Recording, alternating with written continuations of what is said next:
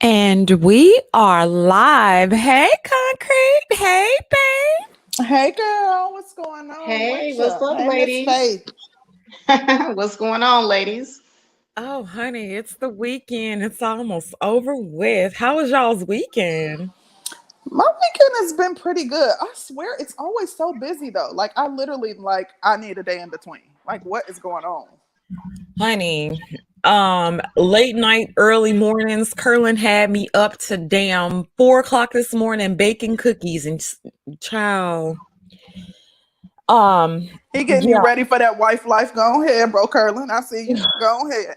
honey, we're gonna be big as all hell. Listen, you know those first few months, baby, like eating and loving is like all that, we enjoy doing. So, you got to prepare yourself for that mentally. Honey, I sat there, I cooked yesterday, and then I had took the butter and stuff out, the butter and egg out for my cookies. And so, butter's expensive and I don't like waste. And so I was sitting there, it got to be like midnight. We ended up watching a movie and when we watched the movie, it got to be about like 2 o'clock in the morning. I was like, oh my gosh, I still got that stuff out on the counter. And I was like, damn, I gotta go bake them damn cookies. You think he would have discouraged it? Like, nah, babe, we just need to go to bed. He was like, yep. Come on, let's go downstairs. I'm like, well, damn, babe. And so I'm encouraging it, not discouraging it. I see. Shoot. Had me up all late. And then I had to get up. Oh, I'm low key like cranky because I'm ready. I'm already ready to like get off Hey, bro, and go Curlin. back to bed. But here Hmm. we are. But you know what? Sometimes when I enter the show, I'm always like, my mind is always moving a million miles per minute. So I'll be thinking about all the other stuff I have to do. Like, okay, I gotta hurry up so I can do this and that. And then once the show gets to rolling, it's like so enjoyable that you forget about all that. But I feel you. Like I think because typically we do the show on a Sunday, and that can take 3 to 4 hours.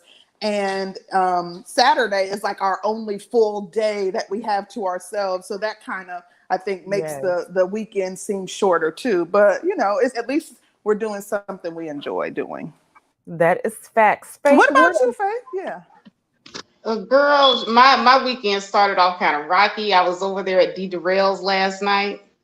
Oh So, Lord. oh yeah, there was the Uh-oh. Manosphere gang up over there, girl. They ganged up on me, but Gosh. it turned out okay. Like I said, there'll probably be a lot of hit videos after that show on me, but I'm I already do not seeing them. plan on feeding into or responding to anything.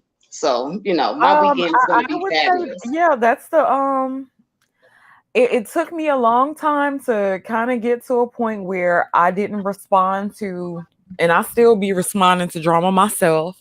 But sometimes it's like, is it worth responding? Do you have, because it's always going to be a back and forth.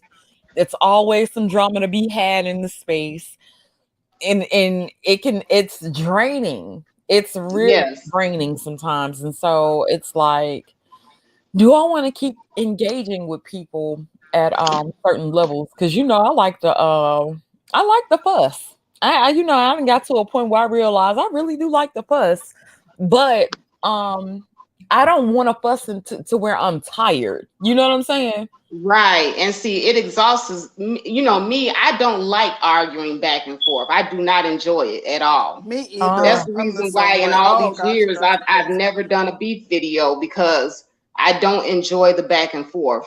That's something that really drains my energy. I like creating my content, but I like my content. I don't like beef content. yeah, I can totally understand that. I can totally understand that. But yeah, I get to a point, and then the people will kind of take it really far with you. Um, like I've had some guys kind of go at me really hard, and it's almost to the point like, keep it up and I'm coming. You know what I'm saying? And I can't because I'm Hmm. Exactly. a You woman, you and then will it's like, eventually respond. Yeah. Yeah, I'm like like, you ain't gonna keep pushing. child, I just be telling them I'm gonna start practicing voodoo. They keep fucking around. No, you didn't. Let them keep messing around. I'm going straight to the spills. I'm going straight to They gonna songs. start believing you. Oh. Now we don't She want to always see talking about her black Sister magic. George go there. We don't want to see Sister George going there. They be like, that's already how she got broke curling. I was just about to say that. I was just about to say that's what they're gonna start alleging. Baby, curling ain't ate my spaghetti yet. Child, please. No, I'm kidding.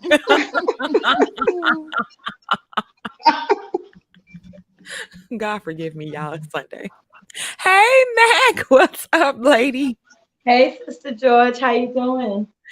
Absolutely fantastic. How are you? I'm doing well. I'm doing well. Glad to be back. Glad to have you. How was your weekend?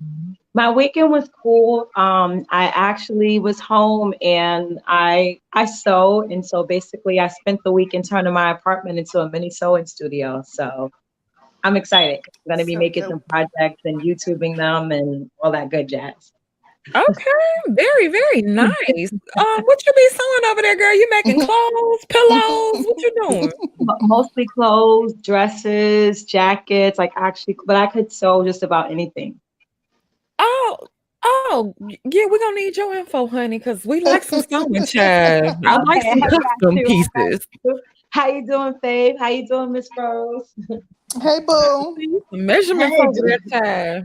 Send them I'm over. doing Send great them this over. I'll morning. text you. I'll send you which measurements I need. You send them over. I got you. Okay, cause honey, I like some clothes. I like some custom. Hey, I hope you Look, listening. she love clothes. Listen to her already getting thoughts in her head.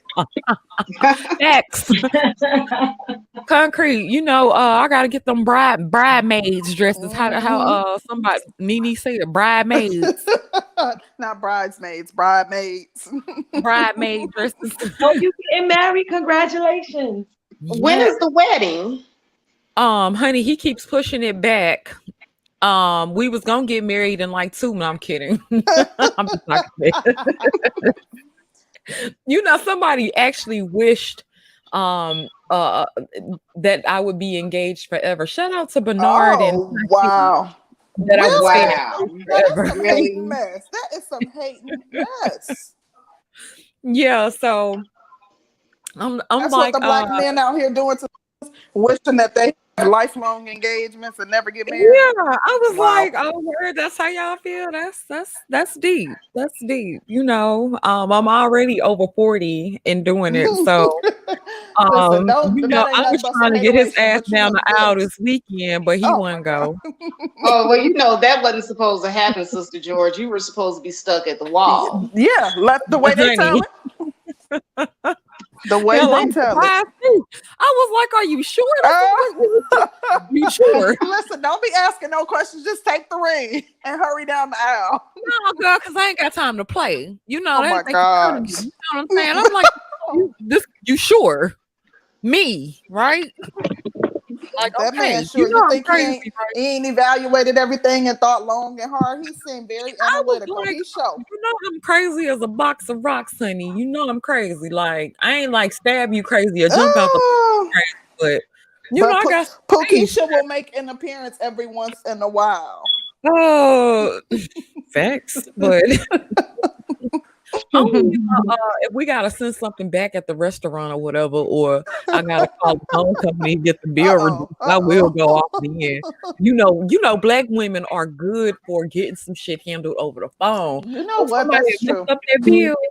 Oh, we Listen. good at talking shit. Like, what's That's up? so true. But you know what? Like when I'm out with my man, the funny thing is like I never have to handle it because I cringe when he's like dealing with people because he's so assertive. And I'm telling you, like it could be a waitress, like he's very intelligent, but he asks questions in a way like he puts it back on you to make you look stupid. And I'll be like, babe, she a young girl. Like he'd be like, no, I got like I'll be like, oh, I feel so bad for them. And then he don't just like pick with people, but it's like if you're giving him horrible service, he's going to push back and he's gonna take it all the way to corporate to the next level. I'm like, God dang, calm down Um, sometimes. Sounds like my boyfriend. Yeah, of course, of course. so this weekend, we tried to order salads from this place in Jackson that sells like these big, wonderful salads, right? Mhm. But they have some of the worst customer service I have ever seen. I get there, at like 1:33. There was somebody ahead of me in line. So I finally get up to the to go, to place my order. She says, "Oh, we stopped taking orders at 1:30." I'm like, Oh. "Lady, it's like 1:35 and somebody was ahead of me. Like, come on." Mhm. So, she walks off. She goes to the back. She then comes out. When she comes back, she's like, "Okay, I can take your order." So I text Curlin and I say, "Well, what type of dressing do you want for your salad?" Because he already told me what type of salad he wanted. And somebody done called us a black Karen, honey. I'm done. Look, jeez, jeez. so so they take I tell her the dressing or whatever. She says, "Okay, I'll call you when your order's up." And so I go outside, because it was a little cool inside. The manager comes out and says, "Well, since you ordered 2 salads, we can't do it." I'm like, "But he's from out of town and I was trying to get the salads." He was like, "Look, Wow, we can't do it because it's taking too long and we have to take all wow. the stuff out of the refrigerators. We stopped taking orders at 1:30." And I'm like, Mm-mm. "Wow." Yeah, and they would have got a piece of me at that point too. Honey. So the manager walks off. I was already outside. So I was like, "Well, it ain't no point because I'll mess around and go to jail." But you know what my babe does? He submits Yelp reviews, and that made me proud because Mm. I'm like, "Oh, I don't Mm-hmm. even have to be pookish on their ass no more." Listen, And so, yeah. you have to like really and truly you got to hit them where it hurts because people I know especially me whenever I'm going to a new restaurant I always pull up the reviews. Half the time in Atlanta the reviews are a lie anyways because I think they be having people submit false reviews, but I'm gonna pull up the reviews, and if somebody's giving you a bad review that's going to impact whether or not I decide to come to your restaurant, so that's smart. Yeah. Yeah. But So, yeah, are about this you ladies? topic, Are you ladies ready to yes, dive in? we ready. And people in the space don't come for us. Don't do it. They bet not. Anybody got time to fool with them? I know y'all like to fight. I know y'all a little crazy and a little insane, but we gonna do this topic, and y'all get y'all ass somewhere and sit down there. I ain't in the mood. Okay, Mhm. Ain't nobody okay. studying them. Well, Um, I be looking for a fight, Chad. I don't know, but listen, I want to say this. This topic that we're doing, I know that plenty of people have done it in the manosphere. We don't want to hear that we're biting off of or we get our topics from. This topic is by request. The topic Mm, that we are doing was actually, we received a request to do it from the author of the article. So hence why we reviewed it, and we are starting off with our smaller women's panel on the actual topic. We want to review it from our perspective. We know that it's been reviewed in this space from some of the male content creators' perspective, but we want to give a woman's perspective on it. So we did forward the article to our guests, to Mac and Faith. And of course, we read the article, and it's extremely interesting. A lot of you guys are probably already familiar with it because I see so many people have done it, done a review on it in this space. yes, and what I will do, I do have it pulled up already. Mhm. So, if you ladies are ready, we can get started. Concrete. Let's go ahead and jump into it. Okay, let me do a screen share. Screen share, share screen, and Uh, what the hell am I doing? what did I Chrome do? tab, bam, share. Okay, can y'all see it? Let me see. Yeah, I see it. Yeah, it's. Okay, I can can y'all see it. see It's me when I visible. scroll up and down? Yep. Okay, Yep. okay.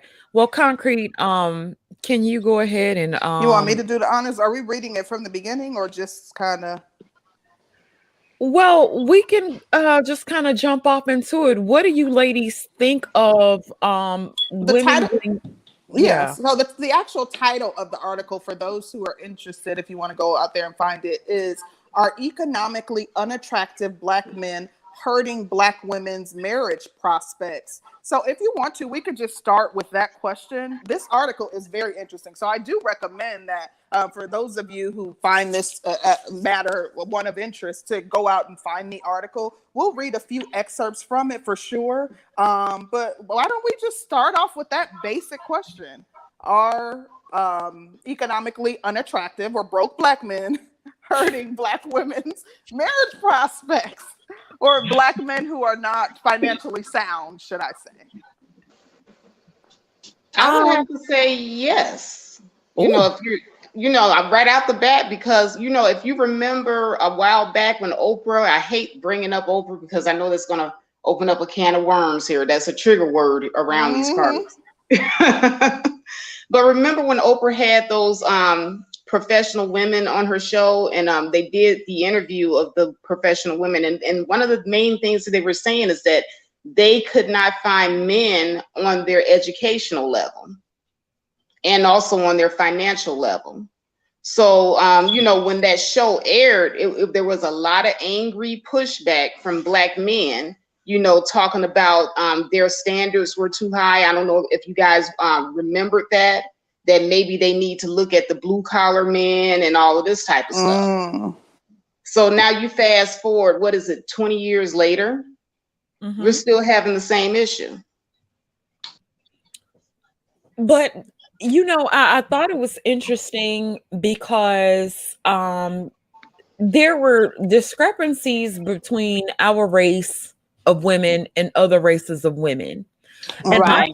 that was probably the most interesting part, because, I think that Black women kind of have in their head that, oh, well, Brad takes care of his wife. Brad has a career. Brad gets out and work. Brad is the breadwinner. Brad makes the money. He's a provider. And I think that we've always kind of had it embedded in our head as Black women that Brad does more for his community than our own counterparts to a certain degree. I think that's how we've been kind of conditioned to see things. Yeah. Well, it's interesting that you bring that up. I do want to read this quick excerpt because we do often draw parallels between our race and other races. So this is a quick quote from the article. It says, a study by Okay. I just wanted to make sure I had it pulled up. I'm sorry. And shout out to Lowcast for the super chat. Thank you. Okay.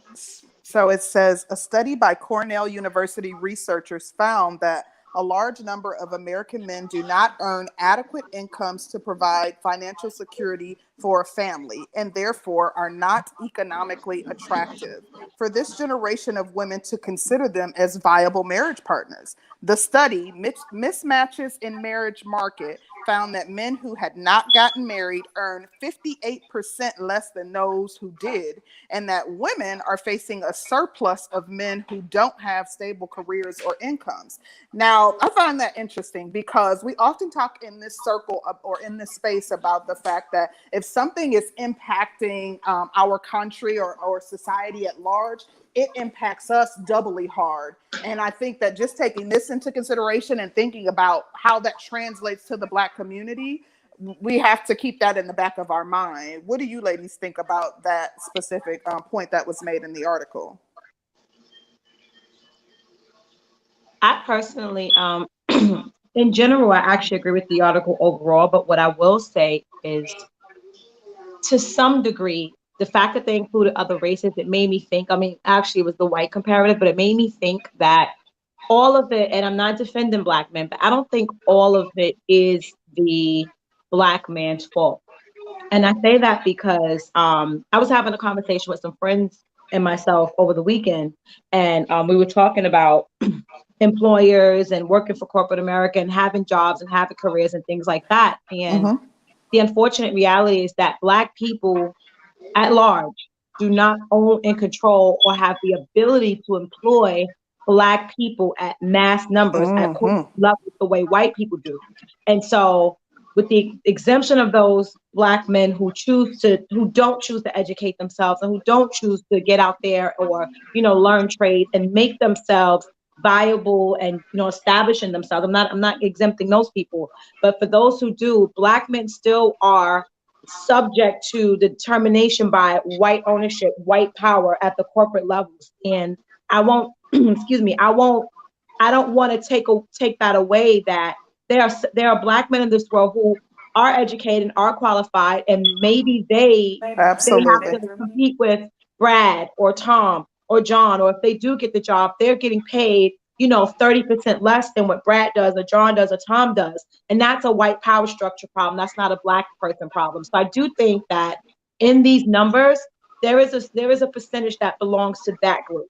Now the other groups outside of that, the men who are choosing not to go out there and educate themselves and establish themselves and build careers, that is absolutely a problem. It's part of being equally yoked. And as much as we like to, say money doesn't matter, I mean, I don't know the last time love paid a bill. I don't know the last time communication, made sure that we lived in a safe neighborhood. I mean, we try to, every time we speak about money, I noticed that especially in the Black community, when women are talking about having financial standards and things like that, a lot of times men try to come for them and, make it seem like, we're wrong or we're gold diggers. And that's not the case. But those men who aren't fitting that category I just described, they do need to set it up. And it is a problem. And it is making it hard for women to be able to, settle in and be married and building a foundation, for generational wealth purposes and all those things, live in a not even an exceptional wealthy life, but just a good quality life for yourself and your family. If men are not bringing that to the table, then how does that work in a relationship? How does it work?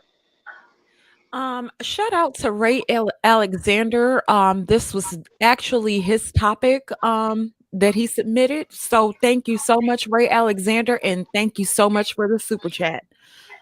Faith, what do you think about this? Well, it just goes back to the disparities here. Because I was just looking just now in the article where it says way towards the bottom where it says there's Mac. Can you hear me? Hello, can you hear me? Yeah, I can hear you, Concrete. I can hear you. Concrete, you're boring out, hon. With what you were saying. Somebody is choppy. Concrete. No, that's not me. No, I said Concrete. Oh, okay. Colin, that is my smoke detector. They have not come to fix my smoke detector yet, guys. I'm sorry. He didn't have to call you out like that, though. Ooh, right. Okay. I think she's gonna come back in, but shout out to you, babe. Thank you so much for your super chat. Okay. But yeah, towards the bottom of they were talking about of the big differences by race as far as like white women with undergraduate degrees being just as likely to be married today as in 1960, but marriage rates declining for Black women across the educational spectrum. And see, here's the thing: the more educated we are as Black women, the less we have in common with our men, because our men are not getting as educated at the same rate that we are. And so it goes back to what I was saying earlier, with those women on Oprah, and they were talking about they would like partners that they have something in common with, because if you're sitting up here with a bachelor's degree, but most of the men that you meet in your communities, they only have high school education, or they only have street knowledge, you're not going to have anything in common with that person. You know what? That's a good point, Faith. And I think that that's very interesting. I think he really touched on how, women, basically people who have established themselves and who have post-secondary education generally look for their equals.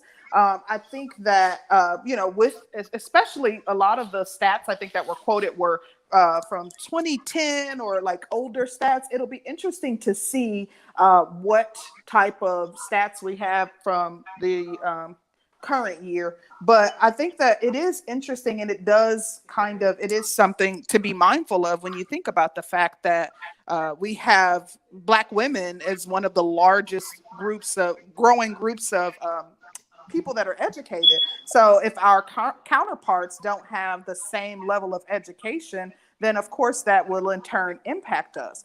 But I think that, like, to me, that's kind of almost that's a conditioned mindset to believe that because someone does not have the equal the education equal to what you have, that they aren't as intelligent or well read, or even that they aren't as financially sound, because laborers, even truck drivers are making really good money, especially if you're an owner operator. In addition, they don't have the debt that someone who has a master's degree would have. So, I think Exactly. that is kind of just conditioned thinking.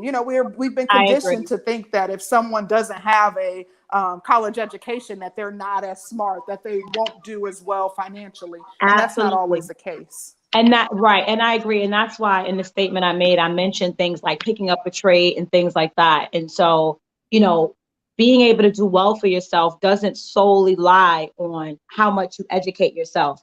Not saying education doesn't have its place, but like you said, there are truck drivers, there are mechanics, people who own small businesses. There's so many ways to become economically sound. And with that said, to me, there's no excuse why so many men are out here, earning less and not really stepping up to the plate financially, doing what they need to do to that so that they can be, better financially sound and be more suited for us to look to, find them and marry these guys. There's really no excuse. Absolutely.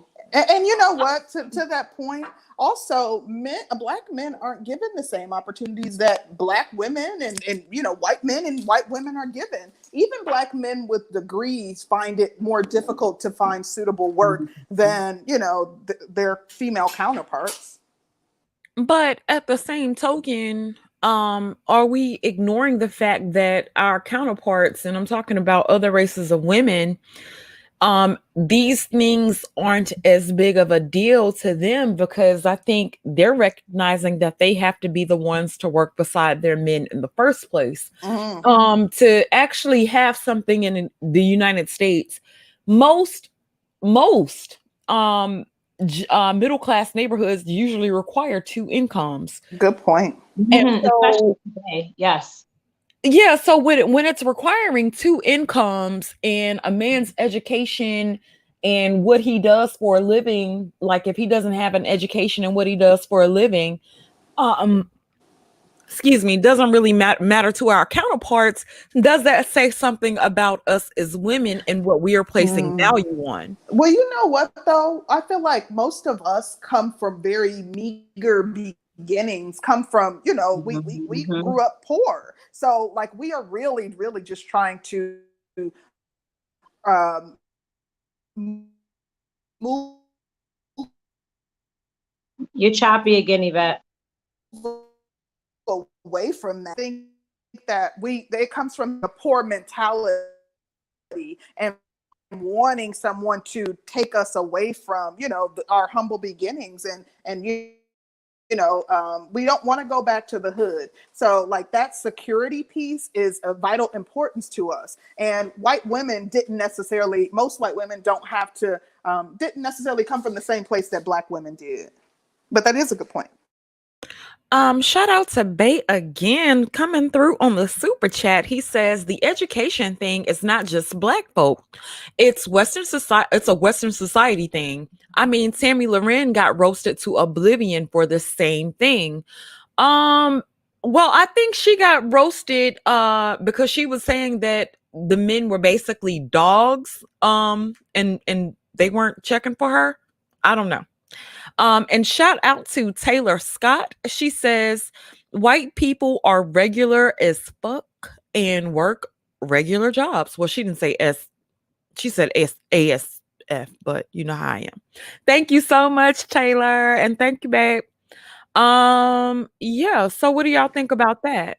And then, and the other thing, just to piggyback off what Yvette said, because of the white power structure, a lot of times, when we think about the white women who, don't have to, they have regular jobs. It's like what Yvette said. Not all, but they're the statistical part of it. They don't necessarily come from humble beginnings the way we come from humble beginnings. So even if they have regular jobs, maybe they may have had some land or a home that was passed down to them from their parents that was paid for, or they have certain funds set up and things like that. And so sometimes I think that, again, it's that equity, or that even playing field that they a lot of times have the advantage of that we don't. And so when it's said that they may not be doing the same things we're doing, but they also have this, advantage based on their structure and the things that obviously the things that they've done over the years, enslaving us and all that stuff. So they may not have to work as hard as we do. And so regular for them might be subpar for us, if that makes sense.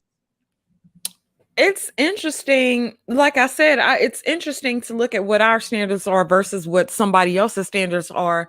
And then how I'm looking at it is it's still two incomes are better than one. And so then I'm having to look at it and I'm saying, okay, if he is making 60,000 and I'm making about 50,000, that still would put you, that 110,000 would still put you at middle class, right? And so if you're making a good middle class income, then it's still better than the woman making all the decisions herself. At some point, she probably will become a single mother if she's never been married or whatever, and the men aren't marrying. A lot of us are becoming single mothers and still are not able to bring in the income. But are we placing too much value on money and education as opposed That's to a good good point. family structure? Like, That's a good point. We're how we're raising we're kids, and ignoring. it's still better to Yeah, raise we're kids in kind a of two-parent shooting ourselves household. in the foot. We're kind of shooting ourselves in the foot by eliminating that that pool of men, that pool of eligible men, because of some of these things. Even if he is not degreed, even if he has a job working for UPS or something where he's making $30,000 or per year, you have another adult in the household. In addition, I think that one thing that I always say is that men are undervalued for sure, but especially in the Black home. Even if, God forbid, something happened to my fiance and he could no longer work, there is so much added value that we don't think about that come with having a man in the home, from mowing the grass to, like all the lawn maintenance alone on my yard. That would be an additional $60-$70 that I would have to be paying someone every week and a half to every 2 weeks. When I have something where, my battery in my car went bad and I didn't have to go to a shop. We went to get the battery and he was able to put it in. Like there's a ton of different things that we don't think about that aren't, that would actually have monetary value, but we would be paying someone to do it if we didn't have a man in the home. Yeah. Shout out to, let me just say this real quick. Shout out to Ray Alexander for the super chat. Thank you so much, Ray. I think that example that Sister George gave, where the man's making 60, the woman's making 50, together they make 110. I think that's actually totally fine. I do believe that we have somehow, to some degree, have gotten this inflated idea of what what a man's financial contribution should be. And I'm not saying that it doesn't mean, even if you believe in traditionalism, he should provide and you should nurture, however that works. But I think we do have to start being more realistic. I mean, if he's making 60, you're making 50, you guys can live a pretty decent life, making $110,000 a year. And I think in that case, if both parties are, contributing to the home on an equal footing financially, that's where the balance really comes in at, the things you do at home. So like, what Sister Concrete Rose just said, about the men, mowing the lawn and things like that. And, doing things that if he wasn't there, she would have to spend so much money. The kids are still seeing two parents, still can't afford to do certain things. And then like sharing numbers, I think the problem becomes, and sometimes men on the flip side, while we sometimes give this inflated financial expectation, I think sometimes men give this unrealistic emotional expectation. Like they want to enforce gender roles in full on the woman, but then want the work life or the financial contribution to be balanced between two people. And that's not fair. And so I think that's why a lot of times it forces women to say, well, if you want me to be a porn star, Susie Homemaker, Martha Stewart, a chef, and all these things in one, and I got to work 80 hours just like you do for the tribute to the household. How is that fair? So do me a favor. Won't you make 80% or more of the household income so that I can do more at home? And I think that's where that issue becomes a problem. And so I feel like whatever works for whatever couple is fine, but just if the incomes are balanced, then the responsibilities at home should be balanced so that there's an equal give and take there between both partners. And if there's an extreme happening on one side, then as a mate, then you should be working on filling in the blanks, on the other side. I think that's where the disconnect usually happens. Well, I want to say this too, because this is something that also made me think. I think that Black women place a lot of value on what other women think about what our spouse and what our men do, right? And so when we're together, like white women, I notice don't really tell all their financial business. They're not gonna tell you that Brad is only bringing in 40 a year and she's bringing up the rear. She's not gonna tell you that she's bringing in the majority of the money and Brad is bringing in $40,000. But what they're gonna do, they're still gonna build their credit up. They're still gonna own a nice car. They'll get a decent house. But I don't think they go off into their business as to what happens in the household. She's going to make sure Brad is able to pay for dinner when they go out to eat, or he's able to grab the check or whatever. But she's not going to tell you her financial business like Black women will tell each other. That's a good. That's a good They point. also live off We of spoke credit too a much. lot. Like they live off of credit a lot. So they're born with an 800 credit score, and a lot of things that they do. I'm talking about even those with money. My boss, who's at the high executive level, he always, when I'm going to do something, he's like, well, I can get it because I'll put it on my card because I can get more points. They live off of credit. They use their credit a lot. So that that goes pretty far for them. Yeah. Shout out to Des James. He says, for gorgeous Sister George, peace to Curlin. Thank you so much, Des. I appreciate that. Thank you. Well, I wanted to jump in real quick because what you said is very true that, Becky will definitely cover for Brad and, not tell their financial business. But where we are in Black America, if Brenda tries to cover for Pookie will turn around and brag to all his friends about how, she's paying everything, our men see it as some kind of badge of honor that their women are taking care of them, and they'll be the one to tell the business. So, Brenda can't do like the white women do and boost Pookie up because Pookie's running his mouth. You know what, Faith? To be honest with you, that's true. That's true because men do like to be able to brag about stuff like that as well. But thinking about our women will tell and go and dog our mates out to each other. They'll go and tell our mamas and daddies what the mate is doing. And then when everybody else is looking at your mate like he's crazy, we take a lot of influence from our friends and family, especially when they talk about I couldn't do that. Ain't no way in hell I'm gonna be with a man who ain't making this amount of money. Ain't no way in hell I'm gonna be with a man who can't do this, that, and the third. And so then we sitting around with our friends. Now, mind you, our friends aren't probably in a better position than we are.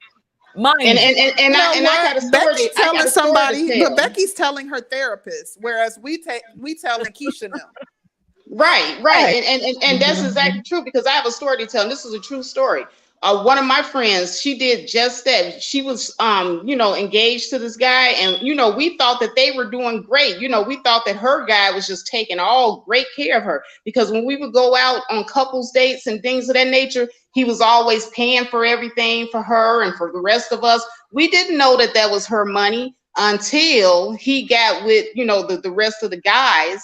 and men do gossip. And he was the one telling, oh, my woman take good care of me. I don't have to come out of my pocket for anything. Y'all sitting up here spending all y'all money. He was the one telling all the business. And then, you know how men do. They ran back to their wives, and then we found out about it. And so when we go out with our friend, we're looking at her like, girl, yeah, you know.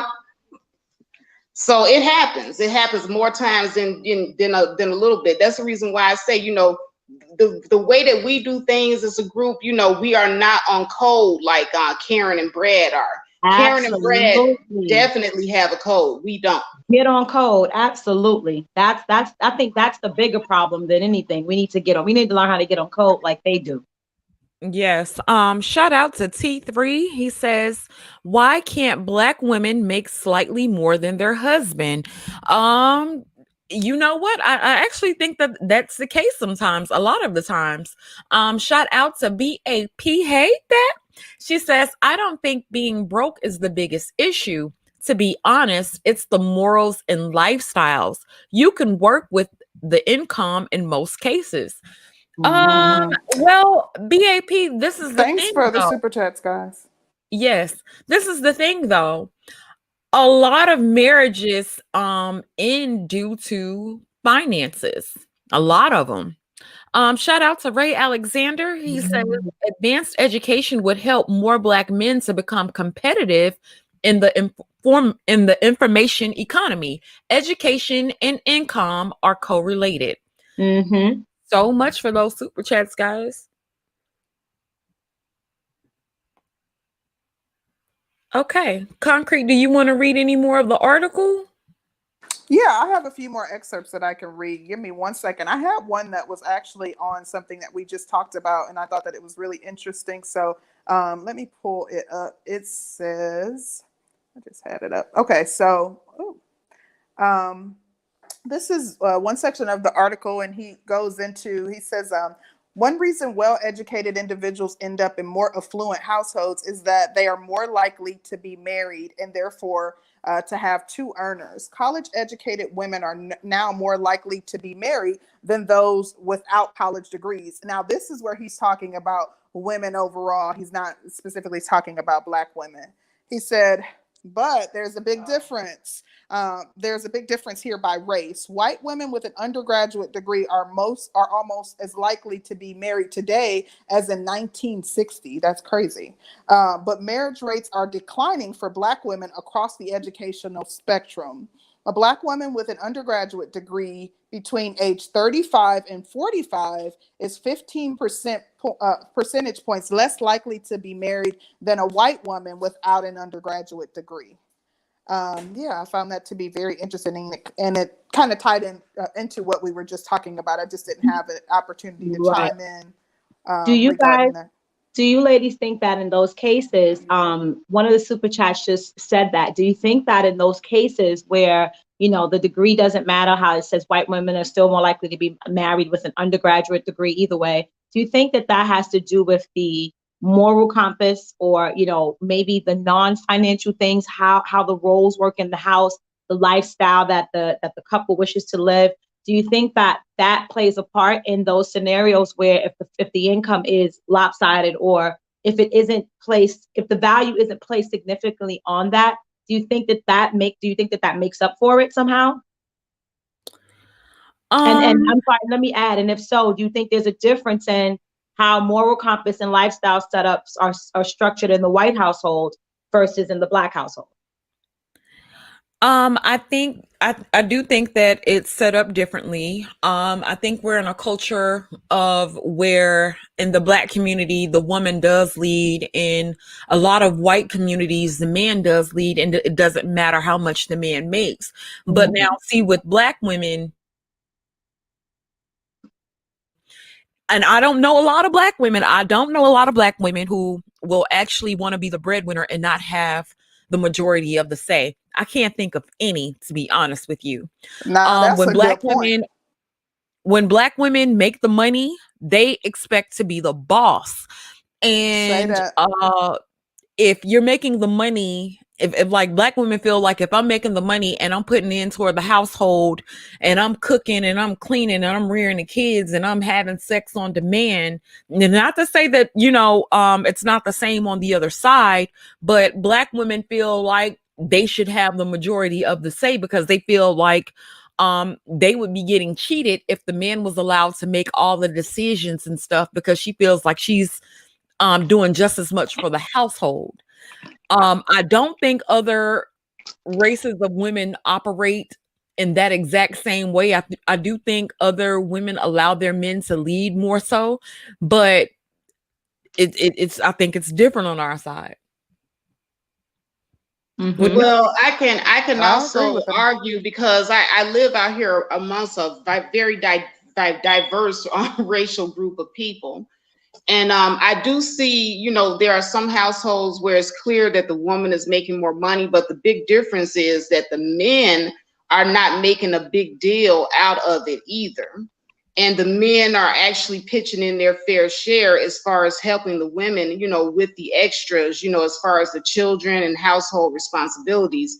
And they're doing so without any expectation that the woman has to, necessarily pitch in 50% of that. If he's perfectly fine with doing more than 50% if he knows that the woman is out there working harder. So I think that on that end, of other groups, they have it a lot more over us as far as that is concerned. I don't see them really complaining and arguing as much as we do amongst our group as far as the gender roles and different things of that nature when it comes to who's bringing in the bread and who's doing more around the household. They pretty much just adjust accordingly. So the men, on the other hand, are not making a big deal out of it either. Right. It's like I was saying earlier, if there's going to be a disparity in income between the man and the woman, if the woman is taking in the income, I think that some of the disconnects, like you mentioned, comes from what is the other party doing that's not making as much money. So it's like, for me personally, if I make, I'm just making this up for example, if I make 100,000 and my mate makes 50,000, I make double what he makes. Okay, no problem. Let's say I'm okay with that. But I come home after a long day of work, and maybe he worked less than me, maybe my work based on me earning more, I work more hours, however that looks, but I get home before him. I mean, he gets home before me, let's say, and I get home, and why couldn't you cook dinner? If he's not cooking dinner, he got there first, and it's like, well, that's your job, you're the woman, you should cook dinner. And it's like, what? Those things will start to become a problem for me. It's like, well, if I'm contributing this much more, I'm not saying that you have to do everything in the house, but why are you still holding me to, again, this traditional standard of what a woman should be in the household for her spouse, when in our scenario example, I'm not holding you to the standard of the provider you should be because I'm making double what you make. You're not the breadwinner here, I am. So if the roles don't match that up, then that becomes a problem. Shout out to Art New Style TV. He says sisters need to study educated power couples. And that actually, and it's so crazy because I was literally sitting here thinking, is the power couple thing a myth? Is there a such thing as a power couple, and are the dynamics still the same if they're a power couple? Does she allow her husband to lead? What do you ladies think about that? I think so. I think that when you reach a certain tax bracket, honestly, it doesn't really matter who makes more or less. So if the lifestyle can be attained through both parties financially, and there's not a huge disparity, I feel like personally, in most cases, women will let the men lead. I think this usually shows up when there's a huge disparity financially when women, because again, I don't know in the Black community, I don't know too many scenarios where women are exempted from exercising full femininity and being, full-time moms and nurturing and so forth and so on, and yet still having to be full-time breadwinners and okay with the men just kind of like, I don't know, getting in where they're fitting in and getting a percentage, a portion, whatever it is that they're doing. I don't know too many Black households where that's normal and that's okay. So if that makes sense, I mean, and if it's going on, it's really some type of discord. The woman is frustrated, like you said, she's telling her business, like she's talking crap about her man. It's not a happy scenario. I think that well, let me read Kevin's comment real quick. He says, I have plenty of high earning women who are feminine and submissive to their lesser earning men on my channel. They are all non-black. Interesting. Wow. I just want to say really quickly, I think that what we struggle with is we struggle with compromise and engaging in true partnerships. Whereas, like for example, the issue that Mac brought up regarding, um, if a woman works outside the home and she is, the primary breadwinner, the partner or her husband should be able to, take some of the stress off, so to speak. I think that, we have problems being in effective partnerships, whereas, you're communicating and you're saying, okay, I work late on Monday, Wednesday, and Friday. I'm taking the chicken out in the morning and putting it in the refrigerator so it can be defrosted, and all you got to do is season it up and put it in the oven. Like, I do think that as women we communicate with more words than men do. So sometimes just simply saying to him, this is what I need, in order for our machine to be well oiled and working effectively. So like sometimes just saying it, we just don't we don't have effective partnerships in our community. And that's why we get so tied up into all these little idiosyncrasies and all these small details, as opposed to just talking it out with the person that you're in a relationship with and finding a mutual compromise. Right. Exactly. Okay. Exactly. I'm gonna I read agree. these super chats first, and then I want to get Brown Becky in. Shout out to Platinum Elite for the super chat, and shout out to Brother Art again for the Cash App.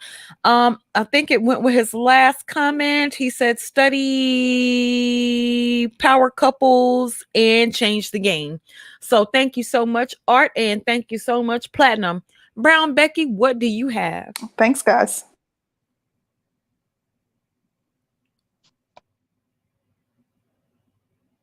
Brown Becky, are you I there? was gonna say I can't hear her.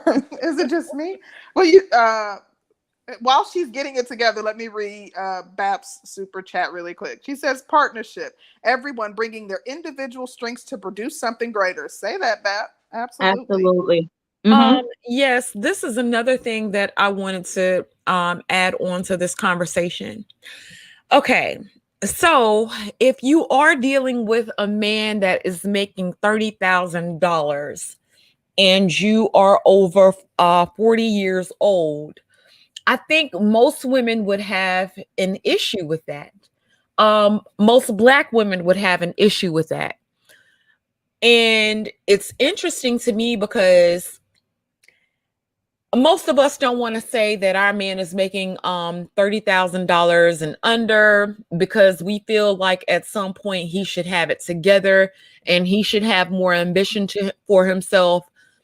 He should be more economically sound at being a over 30-year-old man making $30,000. What do you ladies think You of know that? what? That's interesting that you say that. I mean, I don't prefer. I prefer a man who is who's financially astute and who makes good money. However, I remember on one of our panels previously, someone talked about, okay, he may be making $30,000, whereas you may be making $60,000 as a college degreed. You have an undergrad, you work in whatever your specialty field, you may be making $60,000. Let's say you manage a hotel or whatever it is, and he makes $30,000 at UPS or something. However, he doesn't have credit card debt. He doesn't have student loan debt. His debt to income ratio may be way lower. He doesn't have a car note because he's driving a car that he paid cash for. So I just think that, like, I'm one of those people, I have a hard time looking at things like in a black and white way, because there are so many different variables that I just have to consider before I can like give an absolute response to things that are just, when you give those black and white scenarios. But I just wanted to add that in, as something else to think about when we're like solely talking about, when we're focused on someone's, annual income. Yeah, shout out to Black Wizard. He says it's ironic in our community. You'll hear about how men aren't committing all the time, but I think a woman who has a lot of stipulations before she'll be feminine is doing the same thing. We both have commitment issues. I But absolutely agree with that. Because I think, like I said, I think a lot of us are focused on what our own people think about us. Um, because it feels funny if you go and let's say somebody asks you, well, how much money does he make and does he do good for himself, and you say, well, he ain't making but 30,000 a year, and they automatically look at you like $30,000 a I year. would never ever reveal how much my partner makes. Maybe that just comes with mature. Like, don't It even ask me. should. I'm not even me going to tell either. you. Like, I wouldn't. I mean, I guess I see some people do it in kind of like a braggadocious way, but I do think that some women may be insecure, and that's why Me they don't either. reveal it. It's just not something I would talk about in I regular agree. conversation with people. And I'll be honest, as much as, money matters, it's for everyone. Like we have to survive with money. So this is not a black thing or white thing. It's just the way this nation is. I really honestly think it's more about a moral compass and lifestyle thing than it is about the dollar amount of what someone makes. And I'm going to even use myself as a live example. Once upon a time, I only made $30,000 a year. And I lived in New York City making 30, it was actually 37. Let me just give the Wow. exact, making Oh $37,000 Lord. a year. And I'm going to use this raw example because it is true. In fact, it is real. And I'm going to bring the point home of why the money didn't matter as much as my moral compass and my choices made. With $37,000 in New York City, you are considered working poor. That is a fact. However, I had an apartment in New York City. I owned an investment property. I took care of my daughter, and I traveled, sent my daughter to different continents. Like, my life was just as astute and financially sound as someone who, and I've dated men who made 3 times that amount of money. And, we didn't talk about what you make, what I make. That wasn't a thing. But at some point when it was discovered that I'm maintaining the same lifestyle that they have, and I only make a fraction of Wow. what they make, it was like, what? And the thing became, how financially sound I am. And that was Yep. a quality for them. That's like, that is a good wife. Because if you can make this happen on 30,000, let's say, we got married, and somebody actually said this to me. Let's say we got married and I decided to take care of you. And the fact that you can manage money so well, you could take this $100,000 and make it gold because you were able to live on my level. So maybe I'm even doing something wrong because I'm sorry. Absolutely. Do you No, that understand what means I'm you're saying? doing, yeah, you know what? And That means that's that why you I aren't kept bringing, living above your right, means. exactly. And that's why, and I had peers who made double, triple, and I look at some of, and I'm not judging them, but it was like, okay, they could never, how did you buy a house? And they always got all the latest shoes and the latest sneakers and everything, but yet they ain't got no money in the bank. It's all these problems. But I'm like, Interesting. y'all make 80, 90,000. And that's why I kept saying in the beginning, as much as the money does play a part, but I think that the disconnect more so becomes what comes up to be, how is the household set up between the man and the woman, the financial, the sound, the moral compass, those things honestly really do matter more than the money. Absolutely. Once you reach a certain level of Good income. point. Now, if you only make $9 an hour, it don't matter how sound you are, Yeah. you're not going to be able to live. That, You know what I'm saying? So yeah, given that's a only going to realistic, take you so far. right. So given realistic Good point. numbers, I don't think couples need to make 200,000 and all this. This is not Right. anymore. We are not in the space where men can solely take these women from rags to riches, making all this money. And I think that for women who fully still hold on to that, it's a little kind of selfish, it's a little kind of Ooh, superficial, and it's a little ooh. kind of outdated. And then You I know think, what? I think that's wait, a good point. And once you're done with that, I want to chime in because that I want to okay, something about what you said. okay, I'm just going to say, also, I think part of the problem is we allow social influence and social media and this to dictate these superficial, unrealistic goals. And, we see people flaunting and flossing and this and that. And, yeah, we got it. And I think we sometimes make that a desire that it's not really realistic or even needs to be placed in our real lives. And we lose sight of that. And so I want to. yeah, go ahead. I wanted to say, and I'm going to read Tony's comment because it's very interesting too. Okay, I wanted the ladies to chime in on if you believe that, having this hypergamous mindset that you're coming in and expecting, someone to swoop you off of your feet and, take you to the next level in today's time. Do you think that that is a selfish mindset? And really quickly, I just want to read Tony's comment. She says, we should revisit the underlying assumption that head of household automatically means whoever brings in the most money. What if the breadwinner makes horrible decisions? What about competency? I agree wholeheartedly. Say that, Tony. Ray Alexander says, to boost Black marriage rates, Black men must advance educationally and financially. Education and skill sets are correlated to man's income. Thank you, Ray, for the super chat. And that's an interesting comment. I personally do not think that education is necessarily tied to the home. I think that you could be an entrepreneur and or a laborer and still lead in the same way that a person with an MBA or something would have. So but that's an interesting take. Thank you. What I wanted to also know, Concrete, are we ready to bring some of the men on? Oh, absolutely. Let's open it up and the ladies can answer those questions and or respond to what Mac has said while we're opening it up. Yes, I'm sorry. I forgot about that. Okay. I just want to add one. I want to add one thing real quick to add on to that little example. Is that George speaking? She's cutting up really badly. I am. Whoever was talking just can y'all hear me? Now we can. Yeah. Okay, I can hear you fine. I just want to add one thing to that live example. So my boyfriend at the time when I met him and I was making that $30,000, he was making about almost 5 times what I was making. And truth be told, I was actually, to me, and he admitted it, I actually was the more financially sound one. He had the money, he had the ability money-wise. He physically earned enough to create that. But I knew how to be financially savvy, make right choices. And so for him, he realized that he spends money frivolously. He does things stupidly. And if something were to happen, or if he went down, he may not know how to live or function. And so what I brought to the table as far as being financially sound was more important than the salary he could have ever made, because it's true, so. Okay, can I ask you a question? Can I ask you a question about that situation? Sure. Was his spending habits attractive to you? When you met him, did he have nice clothes? Was he dressed well? Did you like the way he dressed? I don't think that was what initially drew her to him. Exactly, at all. But it was a perk, right? No, actually, I liked him. Dresser? You're cutting up again. No.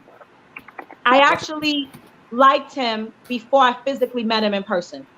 Oh, okay. It was his intelligence that drew me to him, honestly. Okay. Oh, no. Okay, well, I mean, I guess the point I was trying to make is a lot of Black men are fiscally irresponsible given today's climate, because a lot of them do feel the pressure to peacock for women.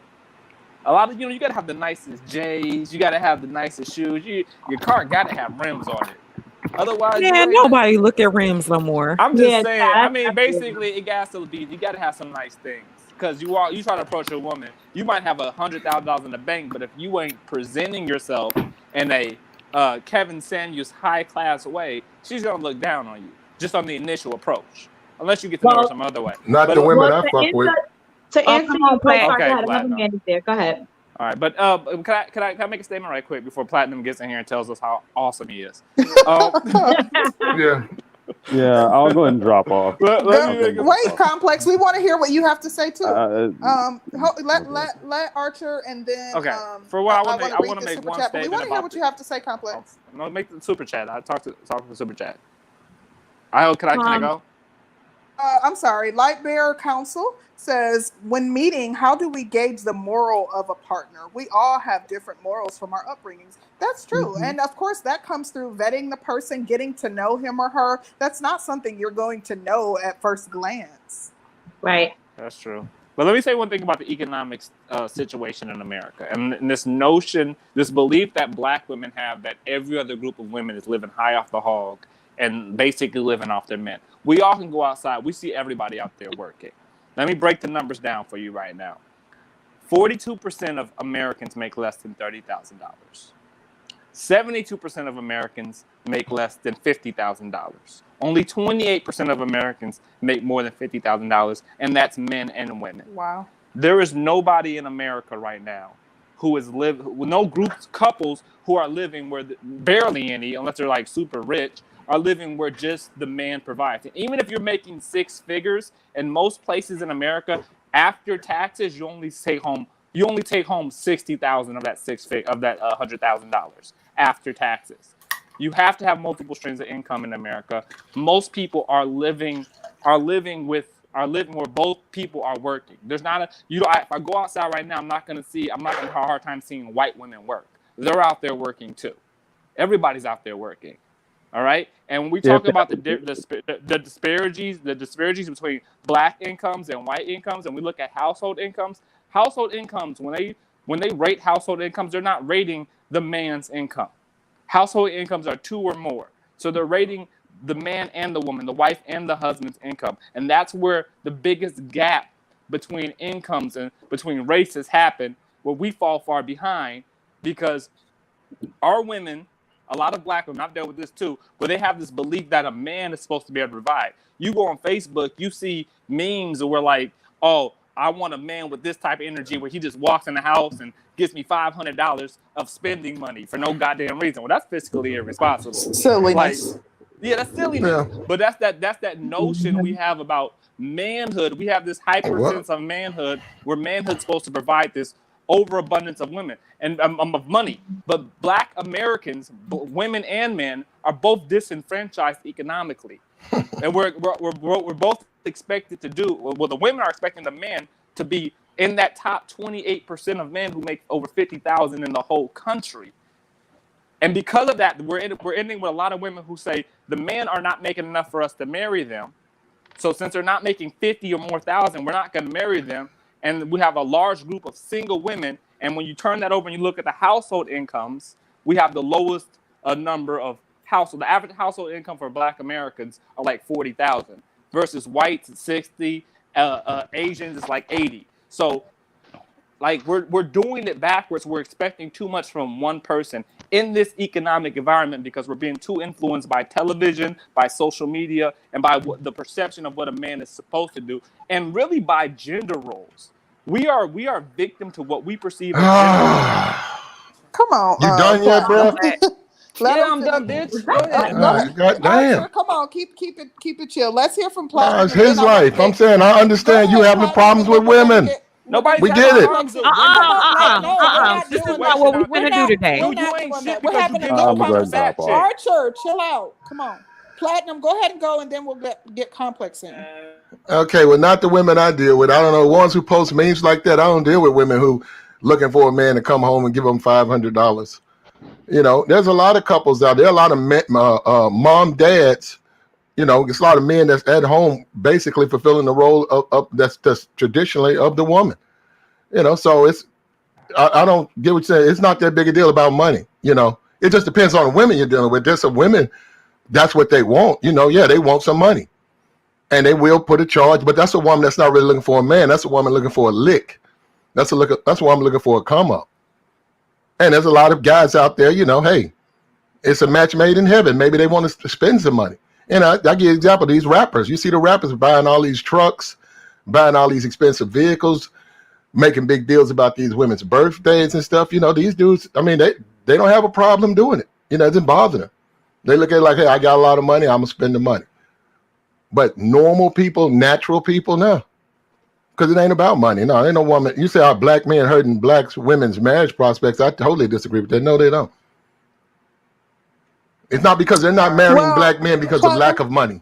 Platinum, but black men propose. So if a man isn't financially sound, or if he's not in the right financial space, he's less likely to propose. If he doesn't feel like he's financially secure in what he brings home or what he brings to the table, he's probably less likely to propose, right? I don't know about that concrete, because you had fools propose. Well, if they apparently if they're Caucasian, they do. Because if the woman is making more money than the Caucasian man, the Caucasian women are saying, hey, your money doesn't matter. We can make this work, Mark. I make $75,000 and I know you only make $40,000, but together we make so much more. And that's That's See, decent to me, income. $40,000 isn't necessarily broke. It depends on where you live and how competent you are and how financially astute you are. Exactly, but even if he was making 30 and she was making 70, that's still 100K in her eyes. And she's like, Right. well, 100K is still better than 70. And so she's like, you know what, Mark? We can build your credit up. We can help you pay off your pickup truck, and we can get you a business on the side. I Maybe do you not can do see this. white women as being captains like that. I'm sorry. Like, I know white women, I don't see them coming in swooping to save the day. Mhm. They may be willing to get into a partnership that they realize is going to be beneficial for I them in agree. the long run. But I don't But see if them No, they, swooping in and saying, I'm going to save the day no but matter how broke and but destitute no, you are. but But what Sister George hold is on really saying. quickly. Let's let Complex in. I'm sorry because we skipped him. And then I do want to hear if you could just hold your thought, Brother Art, and then we'll get you in. Um, hold on a second. Oh, hey, what's going on, all y'all? How you doing? Hey, hey. Hey. So I'm just why it, there's okay. So what you did is you're scraping at the bottom, right? So the whole basis of this conversation is dealing with dudes that are lesser, okay? And that's kind of where you're starting at. So right off the bat, I'm kind of like, that's why I'm just saying, like, well, yeah, I don't like the intelligent dudes.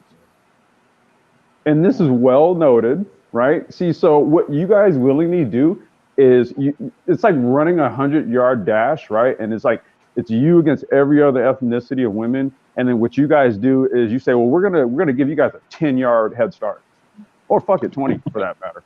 And that's what you guys do perpetually. Now, I'm gonna bring up a recent example, Concrete Rose, and it'll prove what I'm talking about. Okay. Your stepson. Mm, He's invisible. He's right. invisible. Now, I would say, I'm going to ask you this. Would you say that your stepson, based on how you described him to me, essentially has all of the tools to fit the bill of what it is you guys are sitting here discussing? Would you say that I would be correct in that assessment? Meaning, is he Like him broke? having I'm sorry. no, I'm no, sorry. no, him Hmm. as an intelligent young man going into the future, he's on that path. The way you described him Oh to yeah, me. Oh, absolutely, okay. absolutely. But guess who he's invisible to? Black women or young I'm gonna go ahead. I'm gonna go ahead young and black drop off. girls. Well, which who grow into women. Right, right, right. Okay, so that's all I mean. Come on, y'all. Come on. Yeah. I get your point, and I do think that it's a valid point. I mean, I can't argue against that, and It's like I the said, point. No, it's the especially point seeing because it play I out. think that I group think is invisible to you. mhm. let I me read think this super chat real quick, and then we'll get to you. Shout out to Roxy Reckles, Rockstar Fitness. She says in the white conservative circles, you have more couples who are married and do live off one income. The difference is they live within their means and off Mhm. of the budget of the man's income. Mm-hmm. I think that is a valid point that you make, Mhm. but Well, one If other like thing you I said wanted to, that I was I'll just just gonna say go ahead. go ahead. one other point I wanted to just point out. You guys recall the conversation that we had about incorporated unions, estate Yes, planning. absolutely. Yeah, I have that saved Yeah. as my See, favorites. so your not so smart, average minded dude isn't the guy who's thinking like that. That's all I wanted to say. Yeah, I don't think most Yeah. men are. That was some very I, good information that I don't think a lot of people know. But go I ahead, think Mac, and then we want to get Art in.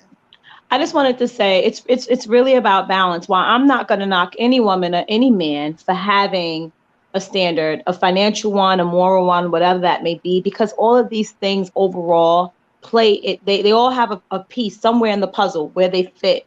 Just overall to sustainability and survival in this country, they fit. They matter, right? But I do think it's about being realistic.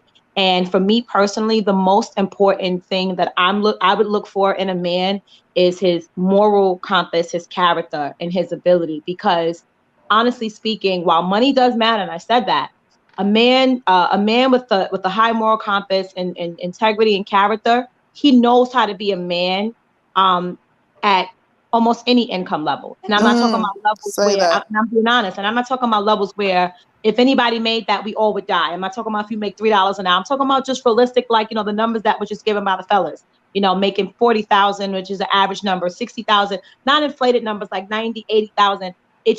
Those numbers should not compromise a man's ability to be a man and a woman's ability to be a woman. And if those things are intact first and foremost, the money issue won't be such an issue. You guys will be able to make it with a two household income, because that's realistic in today's world anyway. And I think that's the bigger issue that should be addressed. The moral Thank fabric of the man and the woman, honestly. You know what? And that is a good point. And I thought that Archer brought up some very good points just by breaking down those statistics, because that helps us to look at things on a more realistic level. Because, everybody wants to pretend like they're making close to six figures, and we know that that's not the case. But let me read Tony's comment, and I want to get Art in here. So Tony says, this is a multi-layered convo. There are intersections between education and class, cultural differences in morality, and the overall shift into secularism as it pertains to marriage. I agree. Thank you, Tony. Go ahead, Art. Sorry about that. Oh yeah, I was trying to expound on what Sister George was saying. That's more of the story of ISIS. But as far as the white women doing it out of love, I just think they do it out of necessity. So they have to make sure that they put all the, I don't know if anybody know the story of ISIS, but just overall, um, he was cut into several pieces by, his hater. And then later on, she went around different places where he was buried, or different people. How can I say? He went around. I mean, she went around different places where his parts were located, and then put them back together, and then turned into a bird, and and then she made I guess, a makeshift phallus and made a baby and had her. Anyhow, the whole thing was that she was able to at least um, use her energy to put him back together to be a god again. And so that's the thing. I think that's some of the message, because I know some women say, "Why should I do that?" Well, how bad do you want that power that you connected to, right? But that was just on the side note. But my other part, I want to touch on the degrees. Um, you always gotta remember that a lot of sisters, when they're real young, they're told that you need to get that degree so you won't need a man. So they have to prove that they're better than the man in the workforce and all that kind of stuff. So when it's time to come together, you really don't have a set plan on how to make it with somebody. And on top of that, if you do get somebody that has just as much power as you in the workforce, you may lose your sense of value because of what you've been trying to work hard for all these years. So you take that stuff from the Wall Street into the bedroom, and that's one of the main things that keeps things complicated. And I think I don't know if it was Kevin Samuels or whatever, but when you talked about the other nationality of women, um, for the most part, I don't think anybody's saying that they're better. It's just that they're not. They're using a strategy that works for them. Hmm. Good You know, point. they're using something. Like for example, in the workforce, when it's time, when they get in a position, when it's time to do the hiring, they're trying to prove to the world that they don't discriminate. They love everybody. They're probably, maybe even I would with agree the with that. sisters. But because I've been through this where you have, like, either, I don't know about Becky, but either the Asian women or the Latinas, you know, once most of the time they're trying to bring in Lil Ricky or Ling Chow. They try to put them in over us. But when sisters are in position, you know, that's what I think, those are strategies they're missing out on. You gotta, once you're in a position of power or influence, you got to use it you got to invest in what's out there for you to be able to take advantage of, so that basically you have more people on your team. I think that's the main thing that we're missing out on, Hmm. especially with that degree. People, guys try to say things. Let me be real quick. Guys try to say things about women with degrees, but I think the main thing, I don't think guys are intimidated. I just think that guys are saying this because they're using degrees against them rather than for the family as a whole. And that's it. Thank you, Art. Anyone else I Yeah, want to that chime was wanted in? good. That was good. Yo, can you, I ask you a question, no, Concrete? no, you Okay, you I'm can't sorry. because we Sorry. still got Brown Becky that we haven't gotten in yet. Brown Becky, what are your thoughts? I think I mentioned this was it Wednesday or the last week? I think it was last week because I was talking to Concrete because she mentioned it. Yeah, it was last week. It was when it was all women's, the panel. Um, oh my god, I forgot. um, oh, Complex when he mentioned again as usual. Oh, black women don't like educated men. Well, black men. Okay, but educated black men are chasing the same bitches that the thugs are chasing too. And Oh, like I said, nobody wants to acknowledge that when they want to mention Interesting. black women own, not wanting so-called educated men. But the educated men are chasing Keisha too. so you saying black men don't want educated women either? I mean, it's going both ways. Neither one of them want each other. See, it seems to me that black men don't want black women. And I'll say black men specifically. Now, I understand it could be because they went through something similar as my stepson Well, no, when they Compton were young said adults. educated black men because he mentioned Oh, Right, right. brown, He said intelligent black men, I think. educated, brown intelligent. Becky, But educated and sweetheart. intelligent is not one and the same, though. Yes, can we not conflate the two? Because you're confusing education with intelligence. And what I said was sisters don't like intelligent black men. Now, to kind of speak to what you're talking about, I was married to a black woman who had a master's degree from Loyola University. Okay. I don't think you really know me. I don't. I'm talking about in general. I'm not really sure you know who it is you're addressing. Oh, go ahead, y'all. I was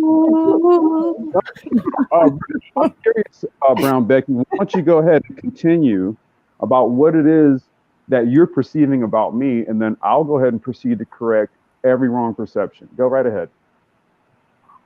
Okay, I thought you were talking about educated black men in general. Okay, do you know the difference between education and intelligence? Right, and you said that, and then Okay, that was just it. I said intelligent black men. Where's the lie? Where's the lie? I mean, I even asked Concrete Rose. I said, well, your son is an example. We don't have to use me. Let's use your stepson. Yeah, she agreed. Stepson, yeah. She agreed. So where's the lie? Well, she said his stepson is, in college and, black women ain't checking for him or whatever. And I'm not saying it doesn't happen, but it does happen. It happens quite often, more so than you guys care. No, I know it happens. I'm not saying it doesn't, but I'm saying it goes both ways though. Deflect, and let's kind of focus on who the men that would actually fit the bill that you're talking about, who are also seemingly ironically invisible. See, there's the problem. Why do you guys want to dance around it? Dance around what? I admitted it goes both ways. Well, then what is the discussion to be had? I don't know about the discussion to be had, but I do know there's a super chat to be read. Go ahead. Shout out to Full Circle. He says Karens don't believe in struggle love when it comes to a white man and future kids. When it comes to trailer trash and some interracials, it's a different story.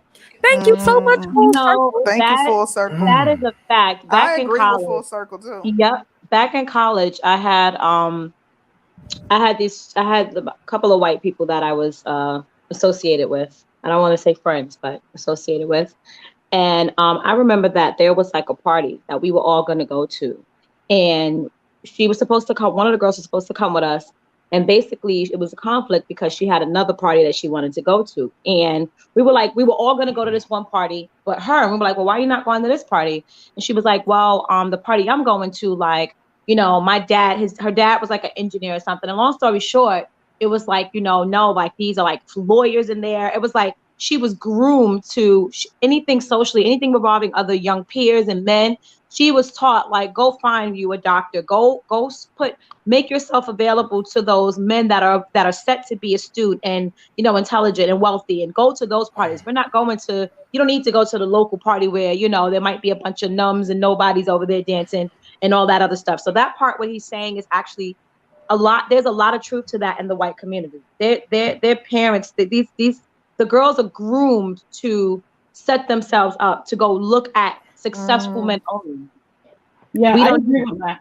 And I mean, but we got that anyway in our community because some people know that I'm in a fraternity, and our circles they pretty much set up to where they don't really ask for like your looks or I mean, they go more into your educational background.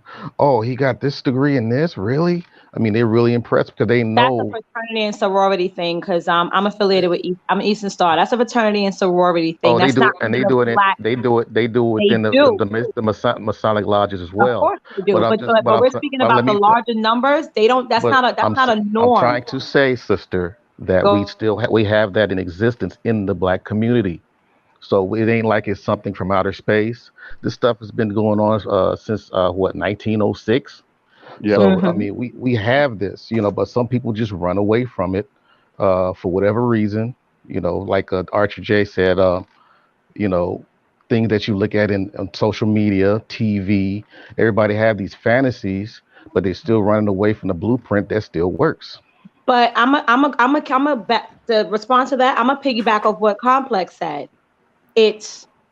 I don't like to speak in the isolated scenarios because they don't represent the problematic statistics at large. So like when Complex was saying how many Black women really like intelligent Black men, I could have easily stepped in and said that does exist because I like intelligent Black men. But the reality of it is my one self or my one odd example doesn't speak for the problematic statistics that let's go with that then. Truth to. So I'm saying that. Let's go with that. I'm saying that to say, while I agree with you as a person that's part of a sorority and fraternity, lifestyle, understanding that exists. But when I go down the street on 125th Street and I'm in Harlem or I'm in Brooklyn or I'm in this place, that is not a statistical norm that exists where we are conditioned to look for those type of things. It's not spoken about at large. Okay, I got you, sister. But let's go with that. Why is that? That's a good question. I'm sure there's various reasons why. But that's a good question. Yeah, she don't know the answer to it. But hey, shout out to everybody on the panel. Shout out to this guy. Really, you just come in kicking the chair? We got some stuff I gotta take care of. Wait. This ain't about what on somebody else's show, right? No, maybe, possibly. I'll stick to the topic. Yes. Okay. I'll stick to the topic. I'll stick to the topic. Okay, so I'll say this. Okay. So the title is are broke Black men hurting Black women's marriage prospects? Well, no, I don't think it's broke Black men that's hurting Black women's marriage prospects. I think it's broken Black women, unattractive, broken Black women that like to speak rumors and gossip, things they don't know anything the truth about, and they just make stuff up because they're not being chosen. They're unattractive. Nobody wants them. So what they do is they blame Black men for not being chosen. Again, man, you can, this is why I shout out to all the BBWs, the cute ones anyway. You can lose weight, but you can't lose ugly. And you got a lot of unattractive females in this space, or not just in space, Black in general, that aren't properly assessing themselves to where they just fall. Again, sis, you're not attractive, and if you're unattractive, you have to take what you can get, not really, get what you want. And I think there's a lot of unattractive females out here, again, especially when they're gossip mongers and they just go up and make up things, especially about younger Black children. Why would anybody want to choose them in the first place? Why would anybody want to choose a gossiping, ugly ass, old? Wait, whoa, Really fantastic. Fantastic. I'm sticking to the topic. No, You sound like you know be a woman you know hater. what you I'm doing. sticking to the topic. Wait a minute. Wait a minute. One Wait a at a minute, time, Mac. guys. Wait a minute, Hold on, Mac. guys. Wait a minute. Wait a minute. Wait a Sister minute. Jo- what did I do? I didn't. You know what you're That's doing. not what I was gonna say. That's not what I was gonna say. That's not what I was gonna say. What I was going to ask, okay. Okay, so if a man was making $30,000, right? And you know, most black women won't date a man that's making like $30,000, especially if they're making over 50. Would you agree to that? Would you say that was probably true? No, that's not true at all. So you think that black women won't Thank actually you. date men that are making less money? Not thinking. I know for a fact they do. Thank you. Wow. Okay, The so number- that's the first. See, I think that's the first time we've heard this opinion on here. Well, I don't think it's an opinion thing. I think you actually be provable. Again, we talk about, and you look at the black. How? Where's the quantitative data? Dating or marrying? Marrying. That's what I'm. You said dating. I didn't know you said marrying. Now my bad. Because dating, you know, we get pregnant by them all the time, child. Yeah, Yeah, you fuck what you like. You Definitely Well, date. even still, wait. Even still, with the marriage aspect of it, I don't think the majority of you know, people that are getting married are, you know, middle or upper middle class in black people. I don't think. I think that's the lesser number. The higher you go in black people, I think the higher you go in earning, the lesser black people are married, right? Or am I wrong? Say that one more time, because you know I got a fifth grade. I think the higher you go up in income, the lesser of black couples that there are, the lesser it are. You're right. You're right and you're wrong. So basically, the higher you go up the social economic status, the more you'll see people dating out. Well, not just dating Or out, marrying from outside the race. You're right and you're wrong. It sounded like he was about to bring a good point back to that. No, at least go. Wait, just real quick. Yeah, but yeah, just real quick. It's either they're not married, as in like, you know, the confirmed bachelor shit. Shout out to Obsidian, or they're married out. So yeah, both of the things you say, it's more than one fold. But when it comes to higher earning blacks, when you talk about the men typically seem to be married more often than the higher earning black women. When the men make more money, they marry quicker than the women who make more money, because the women shrink their options and they don't typically like to date down. You are absolutely positively correct in that. I think you bring about a really, really good point, because like I said, when a woman makes more money, or she's making a decent income, generally she does not like to date a man who's making less, because they still want to feel well, let me ask the ladies on the panel, do you think it's because the woman wants to feel what's the word? No, I'm trying to block Jerome for a quick second. Let me put you on some time out. There you go. Don't block that man. No, I'm not gonna block him, but he can sit out for a few minutes. Okay. Do y'all think that it's because the woman wants to become? Does she want to feel more feminine because she doesn't want to date down? Does that make her feel more feminine when she dates a man who makes more money? Absolutely. I think it's all about her wanting to feel as if the man is taking care of her. Of course, if you have a man spending money on you, you're gonna feel feminine. You're gonna have those bragging rights to go back to your friends and say, "Oh, look what he did. He bought me this. He bought me that. We went on this trip. We went over here. We went over there." So absolutely. You know what, Faith? Because I hate saying I can't order off the full menu, and I have to only stick to the right side of the menu, and I can't look to the left side where they got the good steak pick. That's so true. I think that women who have reached a certain socioeconomic status, like they'll get with those guys like to play around, you know, like a boy toy or somebody to sleep with. But generally, I think that, you know, it does impact their ability to feel that the man is a true leader if he's literally, you know, making $20,000 or delivering pizzas and she's this high level executive. I mean, I think attractiveness has something to do with it too. Most black women who earn more money are not that attractive to begin with. Really? I think they would have the money to, because like the women now, this is what I'll say. I think that they are, because they actually have the money to keep up the actual maintenance. No, like she doesn't have to get like the ugly lace. She can get her lace plucked right. now But that's She listen, not can what get makes her a her but you know Gucci what? unattractive. bag. Her I salvation is think not in the though, salon; it's in yeah, the gym. I have to agree. And now, and I've met like women that are fit, but they aren't typically like what society would deem as beautiful, you know, because they've always kept their head in the books, and they are, you know, just kind of have this focus, their career focus and career driven. So they're not so focused on their outward appearance. So you know, I can understand I where don't Archer's go to coming the from with that corporate point. office to see a lot of attractive women. I have better Yeah, chance seeing I attractive see women where you're at coming Yeah, from. that a facial retail hair. job than at a Uh, corporate Oh, office. but unibrows and everything. right. That's a But I shame. think the other thing that needs to be addressed is not just about them being masculine. I think the other part is when they're in a position where they are making more than a man, it probably kind of puts them in that mother role over their husband. So I Mm, think that's the part where, but that's that struggle right there that that we don't really address, because that's supposed to be a temporary thing. It's not supposed to be something that's going on forever. So if you do make a lot of money or whatever, there got to be some kind of plan for this guy to be in a more provider and protecting role, because that's the mm, thing, you know, mm. where Well, I have a our question for you. nature. But let Go me ahead. I'm sorry. finish. That's the thing in our nature, because like most of the time, if you hear this conversation that we're having on the panel, it seems like the the finances kind of drive your nature. So Hmm. Can I that's ask the a issue I that we question? have. think that's interesting. Hold That's a on, good real point. quick. I That's an wanted to interesting get question. SKC in here, but I wanted to kind of lead with this. Do we think, based on this article, for those of you who are familiar with it and those who just kind of went off of our general synopsis, do you think that if black men, quote unquote, level up, that black women, that it would increase the marriage prospects for black women, and that black women would acquiesce to that, and you know, be more in their feminine energy and I don't be know more about that likely either. to compete, you know, I'm for not sure black about men? that Can I either. answer that I have question? a question. I have a Well, question. well, I wanted to answer Concrete's question first. Okay.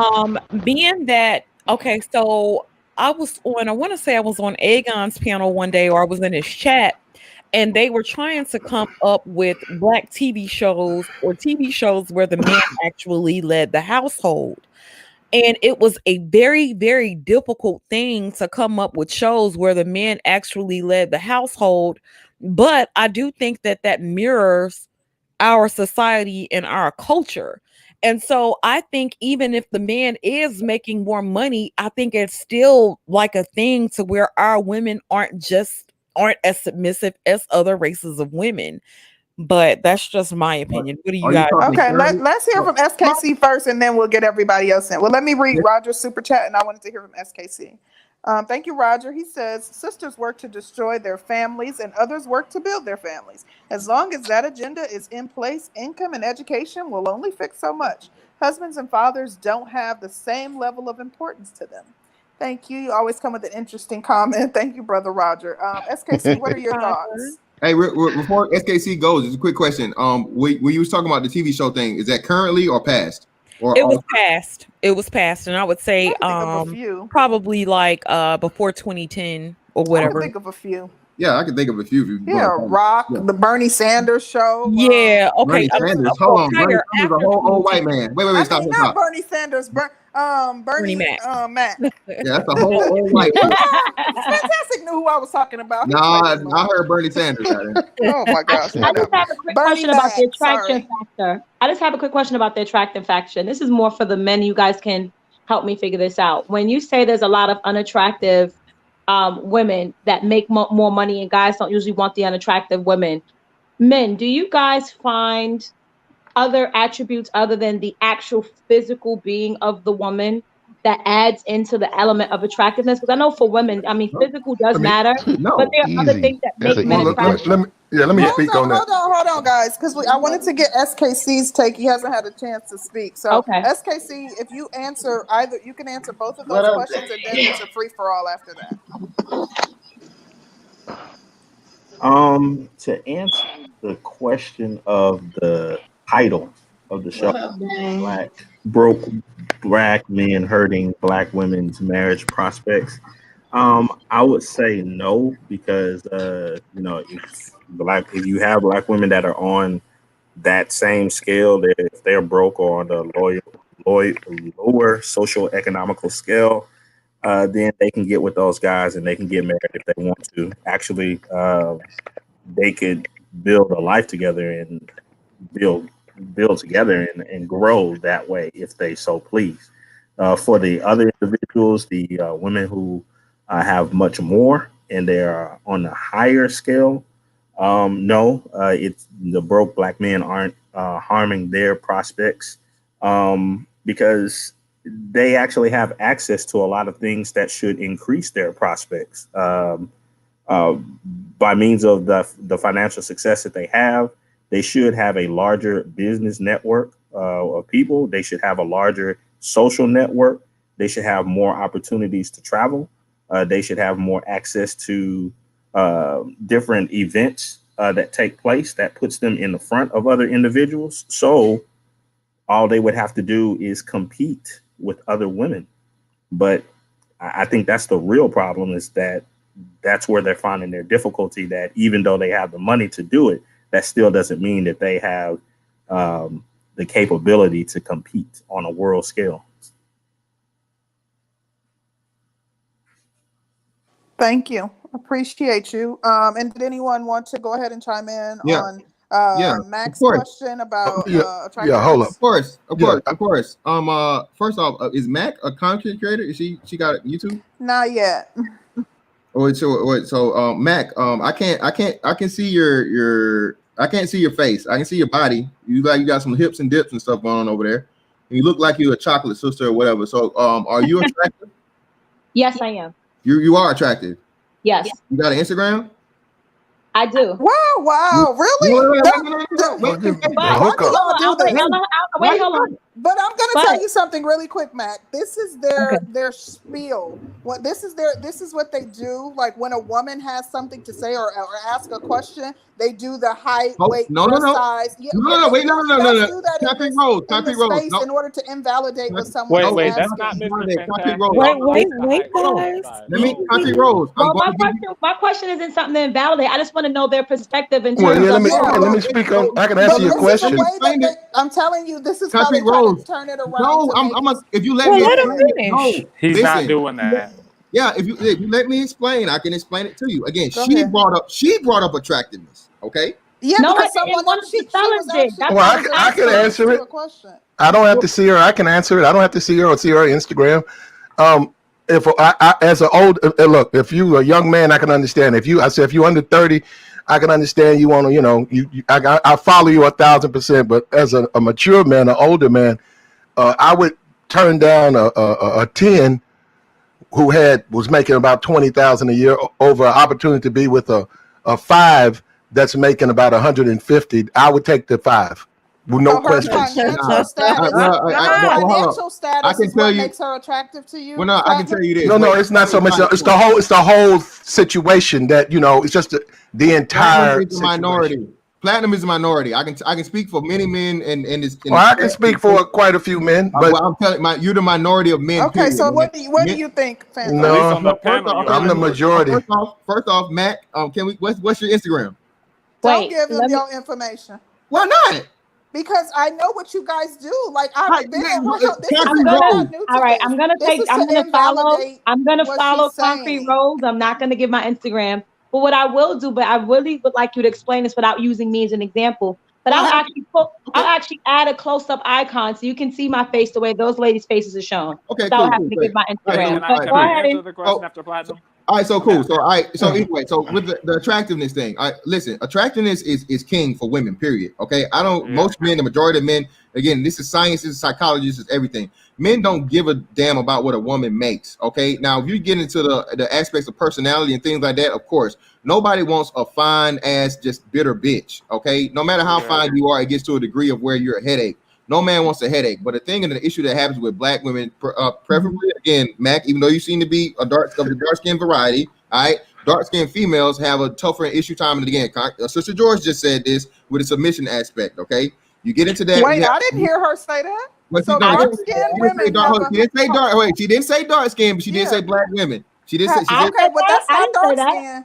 Dark skinned women. I didn't hear her say that again, dark skinned women I have never a harder used the time word submitting. I'm submission, going period. I over. didn't say that. I'm going over all of the things. I'm covering all my bases. All right, just listen, hear me out. I The said black We and that. the know how buried you and feel more hard about headed. dark Hey, piece. y'all let him finish his point and But then what I'm say, saying is, we know how he feels about dark skinned women. So yeah, but I he's think not bringing that point up right now. I Let him think get they're his point beautiful. out so he can get yeah, it but by out. him I think saying Everybody's that they're still you said beautiful. interrupting him something every that you time he didn't, tries to get it out. Everybody's jumping in before he by can get him it. saying that you said something that you didn't I say. No, no, did no. That not. was I'm cleaning But up. he already corrected Yeah, that. He I said said black that. The women. context. I said she did go say ahead, black women, fantastic. but I'm speaking specifically to the dark skinned women aspect of it. Who you guys allow the media to portray you as the aggressors, No, the uncooperative, and all these other things. Okay, that's who's being celebrated, and the Brad chasers. That's what the dark skinned black woman is portrayed as. So when you have all of those factors and things going, I don't know about what Platinum talking about. Listen, ain't no man turning down no motherfucking the 10 for a 5, and they are both nice personalities and demeanors and shit, just because the one with a 5 got a bad. That's ridiculous, bro. That's gonna be miserable. You're basically getting bought by a bitch, by a regular smegular bitch. Who does Okay, well, I can speak on that. I that? can Means talk. hold on, wait, and again, that if you do that, that would means because you don't have the No. sufficient bag yourself. That means you need that help. Okay, well, hold up.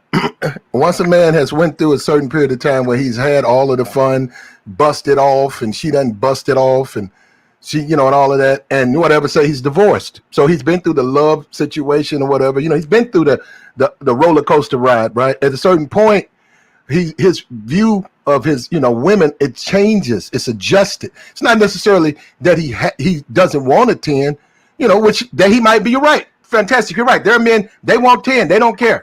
But some men might say, hey, you know what, I've done that, I've walked that path. This particular female, now she's not a 10, she's a 5, but she's a little bit more industrial. She works harder. My situation, I know what I went through last time. I think I want to pursue a relationship with her. That's my point I'm trying to make. So yeah, they can look at the whole picture.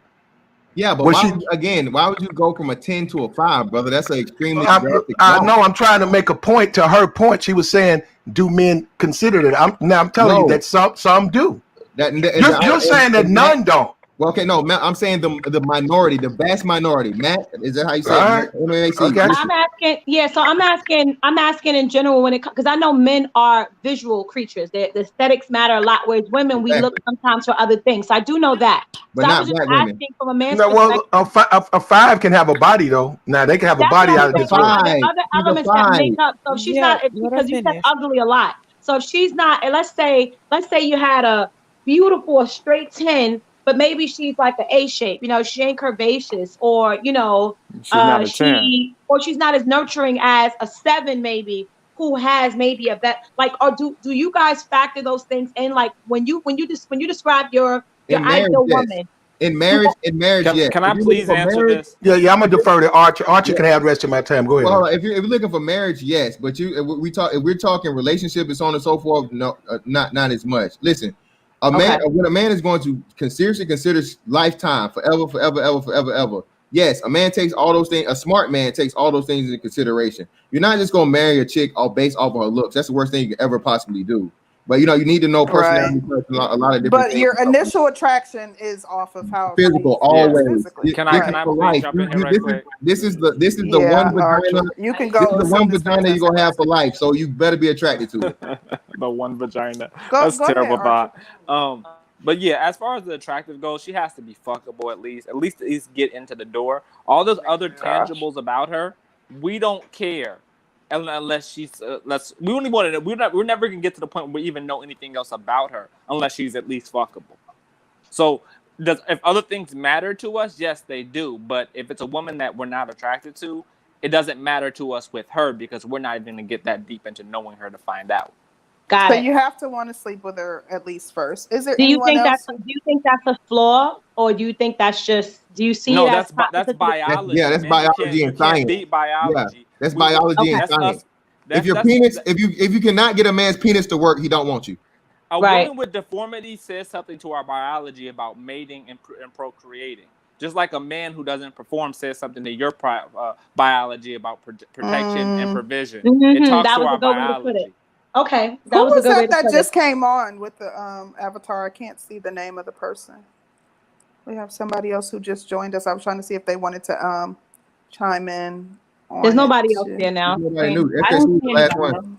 Your dementia said Just country SKC. road. He can't. But He I can't. can He You speak can with wanted it. to. explain that, SKC Hold on, wanted one to at a pose a time. question. SKC, go ahead.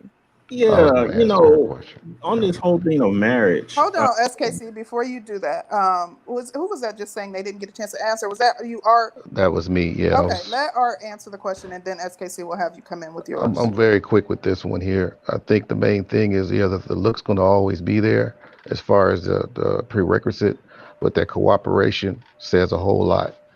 Well, as long as you cooperating, that really says a lot for the quality that you're asking about. So that was it. Thank you, Art. We appreciate you. Go ahead, SKC. no, it was just man, just this chance that that Faith is up here because if I'm not mistaken, she was on a panel yesterday or day before or something like that, and there was a black woman on it that was successful, and it leads right into the topic of this whole thing. Um, who is it to say that successful black women are even looking to get married?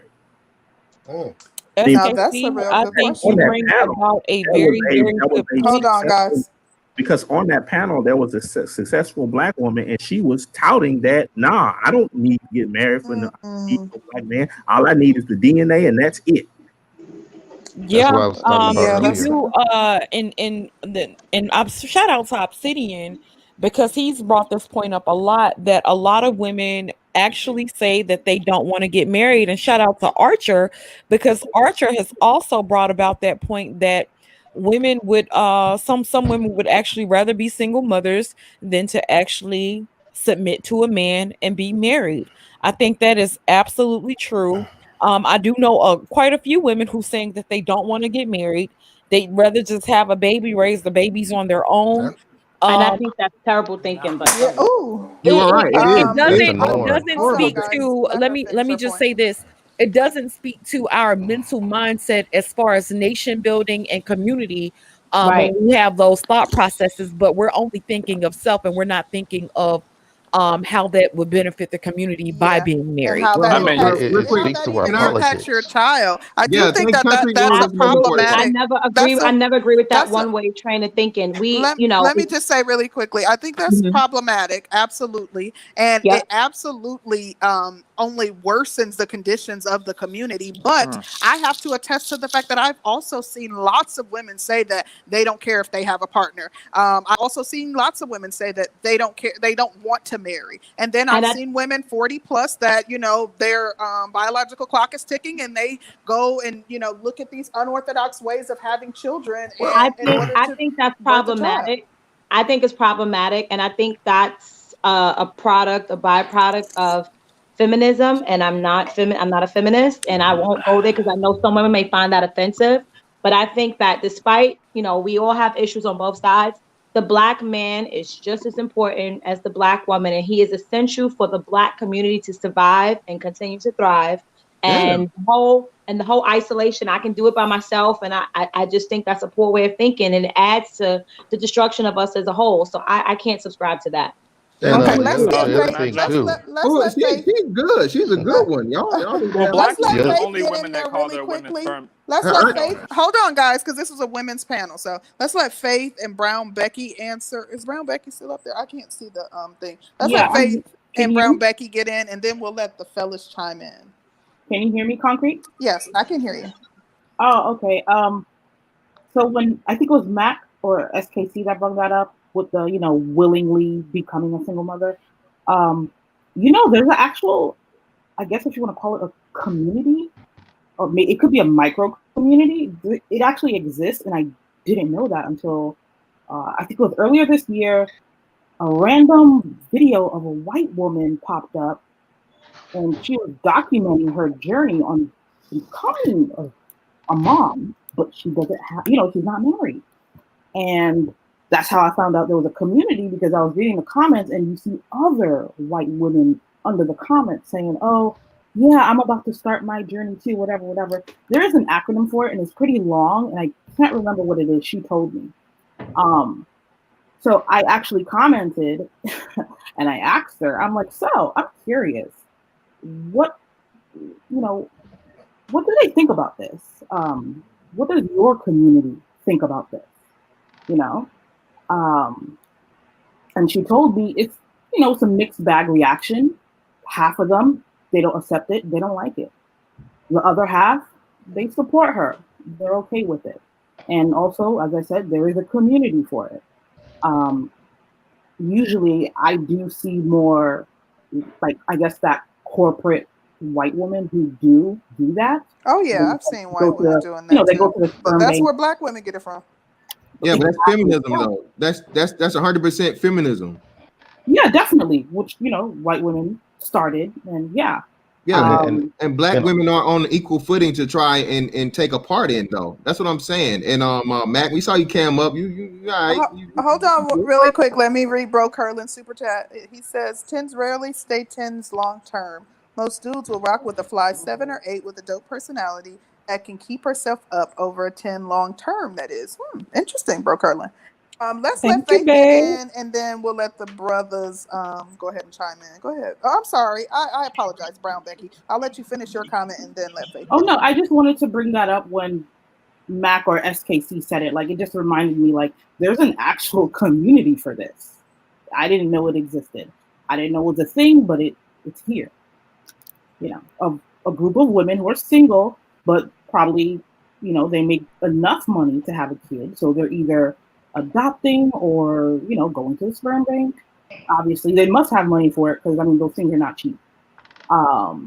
So terrible. And yeah, their community, mind you, again, this is white women, this is not black women, and it's 50-50 reaction.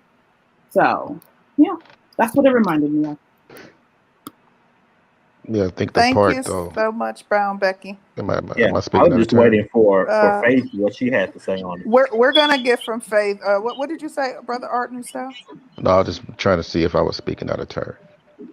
Okay, let's let the ladies, and then we'll let you guys take it. It was like a woman's panel on the discussion. When I'm saying it's a woman's panel, I'm not meaning a woman's show. I'm saying we were doing a woman's panel on this specific topic, just for clarity. But go ahead, Faith. Okay. Well, basically, I don't know what the lawyer lady. I know what you were talking about yesterday, SKC on D. Darrell's channel. She was talking about her personal experience, and I don't think that Black women should use her as just the poster child for all women, because she is, after all, a lawyer. She has the financial means to support herself. So she said that she's not necessarily looking for marriage, and she also stated that she wanted to have a child and she wasn't married. So in her particular situation, because she's financially stable, she went on ahead and made the decision, because she's of advanced age, to go ahead and have children. I don't have anything against that at all. The only thing I do No. have against that, though, is if she's trying to say that this is just, something that all Black women should do, no matter the age or the situation. No, that's not something that I agree with. Well, again, women that can get married are married. Again, a lot of women talk about this, them not wanting to be. You can't be. If you were, you would be. Again, whether No, it be, these are really attractive women who just say they have no desire. I think that I, they She I see was you in gotta her marriage. she was the girl on the again, Darrell when panel. y'all always catch me up with that, man. When y'all say that these really attractive women things, man. Again, that's highly, highly unlikely. Okay, That's interesting. most women want the opportunity for a dude that's gonna take care of them. Women by nature are taught to be taken care of, and But Yeah. marriage isn't necessarily seen as a desirable Well, thing in that's these just it. It days. really Like, depends on what it's station a woman is in life. Like for myself, I was married, I was engaged, the whole nine line. oh, Now I'm really? at an age where I do not want to be with anyone. I am enjoying my freedom. But I okay, paid my can I dues. jump in here, You know, Mr. I run Fantastic? it. Allegedly. Mr. One at a Fantastic, let me time. jump One in at here a Wait, before time, you wait, wait. start. guys. Wait, hold on. You Hold on, said wait, you said the trigger word right there. Hold Faith. I up. don't want to be with anyone. Go ahead. Go ahead, allegedly. Fantastic. Wait, yeah. I know. I mean, it's triggering. You know, like somebody says, "Hey, you know, I don't want to do it anymore." It's just like, I mean, why would you care? That's not triggering. Wait, it's not triggering. Again, it's a lie. It's a out and out lie. We all know Well, that. okay, how are you going to tell me how I feel? Okay, so hold on. So again, like I said, this. How you going to tell that lawyer on D. Darrell's channel how she feels? Okay, well, again, I have science and psychology and biology. Okay, I don't care about your science and psychology. I know you don't. Again, I'm not trying to argue. I'm not trying to argue. Hey, listen, I'm just trying to give a I'm not trying to argue. I'm not trying to get this out of, I'm not trying to flip no table. This is what I'm telling you. When a woman says that, is she saying it because she's over? She's done. She has no chance. She has no options. No man wants her. That's not true. I mean, right now in my life, I have plenty of men beating down my doors from all sorts of women. But the thing about it is, I don't want to be bogged down. I don't want to be a wife or anything anymore. Hold on again. Can I ask a question, Faith? Real quick, back. Wait a minute. Let me say this real quick. Again, as long as a woman has 3 holes, a mouth, a vagina, and an anus, there will always be a man beating down your door to do something to you. But it's not in a relationship. My. Oh yeah, and I've gotten 3 marriage proposals last year. So I mean, what are you talking about? Let him get it out. Hey, we gotta go one at a time. Okay, hold on, because when someone feels like they're being attacked personally, they're going to want to respond. So let's move past the personal and just stick to Well, it's the not question. personal. I'm speaking in general. I'm talking about women. Period. What are you talking about? All women have those things, right? You guys are. Yeah, but you were telling her right. But the thing was about lying. it, excuse me, I got this. Y'all don't have to interfere because this is me and Fantastic Yeah, but talking I don't right want now. it. We don't want it to turn into something. It's not going to go there because I'm not going to let it go there. Trust and believe. Trust me, I'm not going to let it go there. Okay, so at this point, let's do this because we wanted the men to chime in on it, and we got other people that we want to get in. So go ahead, Fantastic, and finish your point. All right, and so then like we'll just go down saying, the line and we'll let as long as a woman is Fantastic, able, really quick. I'm sorry. I just want to read the super chat. Yeah, my bad. Thank you so much. I think it's Shui Celeste. I hope I'm saying that right. Says this title got me crying. Y'all ain't have to do the game dirty like that. Thank you so much for the super chat. We appreciate you. Okay, I'm gonna shut up. All right, Fantastic. Hold up, Platinum. You gotta have them done, bro. Listen, as long as a woman can be penetrated again, to say that you have men knocking down your door, that's nothing. That's nothing. With marriage proposals, by the way. Let him finish, Faith. Let him finish. He's just talking in general. It's good, and it's good for context. Because again, if she has marriage proposals, then why? So none of them are to your suiting for you to. I don't want to. Again, and that means you don't want to because it isn't a man of the caliber that you would like. I promise you, if there was it doesn't matter. It doesn't matter. That's what I'm trying to tell you. I'm at a point now where I just don't want to. It doesn't matter what caliber. So this is what I'll do. Hold I on. don't want to derail the conversation. Go ahead. Concrete Rose, real quick. Concrete Rose, Brown Becky, and Mac. Hold on, Matt. Real quick, and Sister George, you excluded, but no, I'll just say this. So let's say, okay, all right. So, granted that you're not already in a relationship, you're single. Okay, you're in your 40s, 40 plus. There's a millionaire man that's attractive, that is able to provide. You're attracted to him physically. He offers you a marriage proposal. Are you turning it down? Yes, I don't want to. I have a question. Faith, I have a question for you as a woman. Just curious for understanding.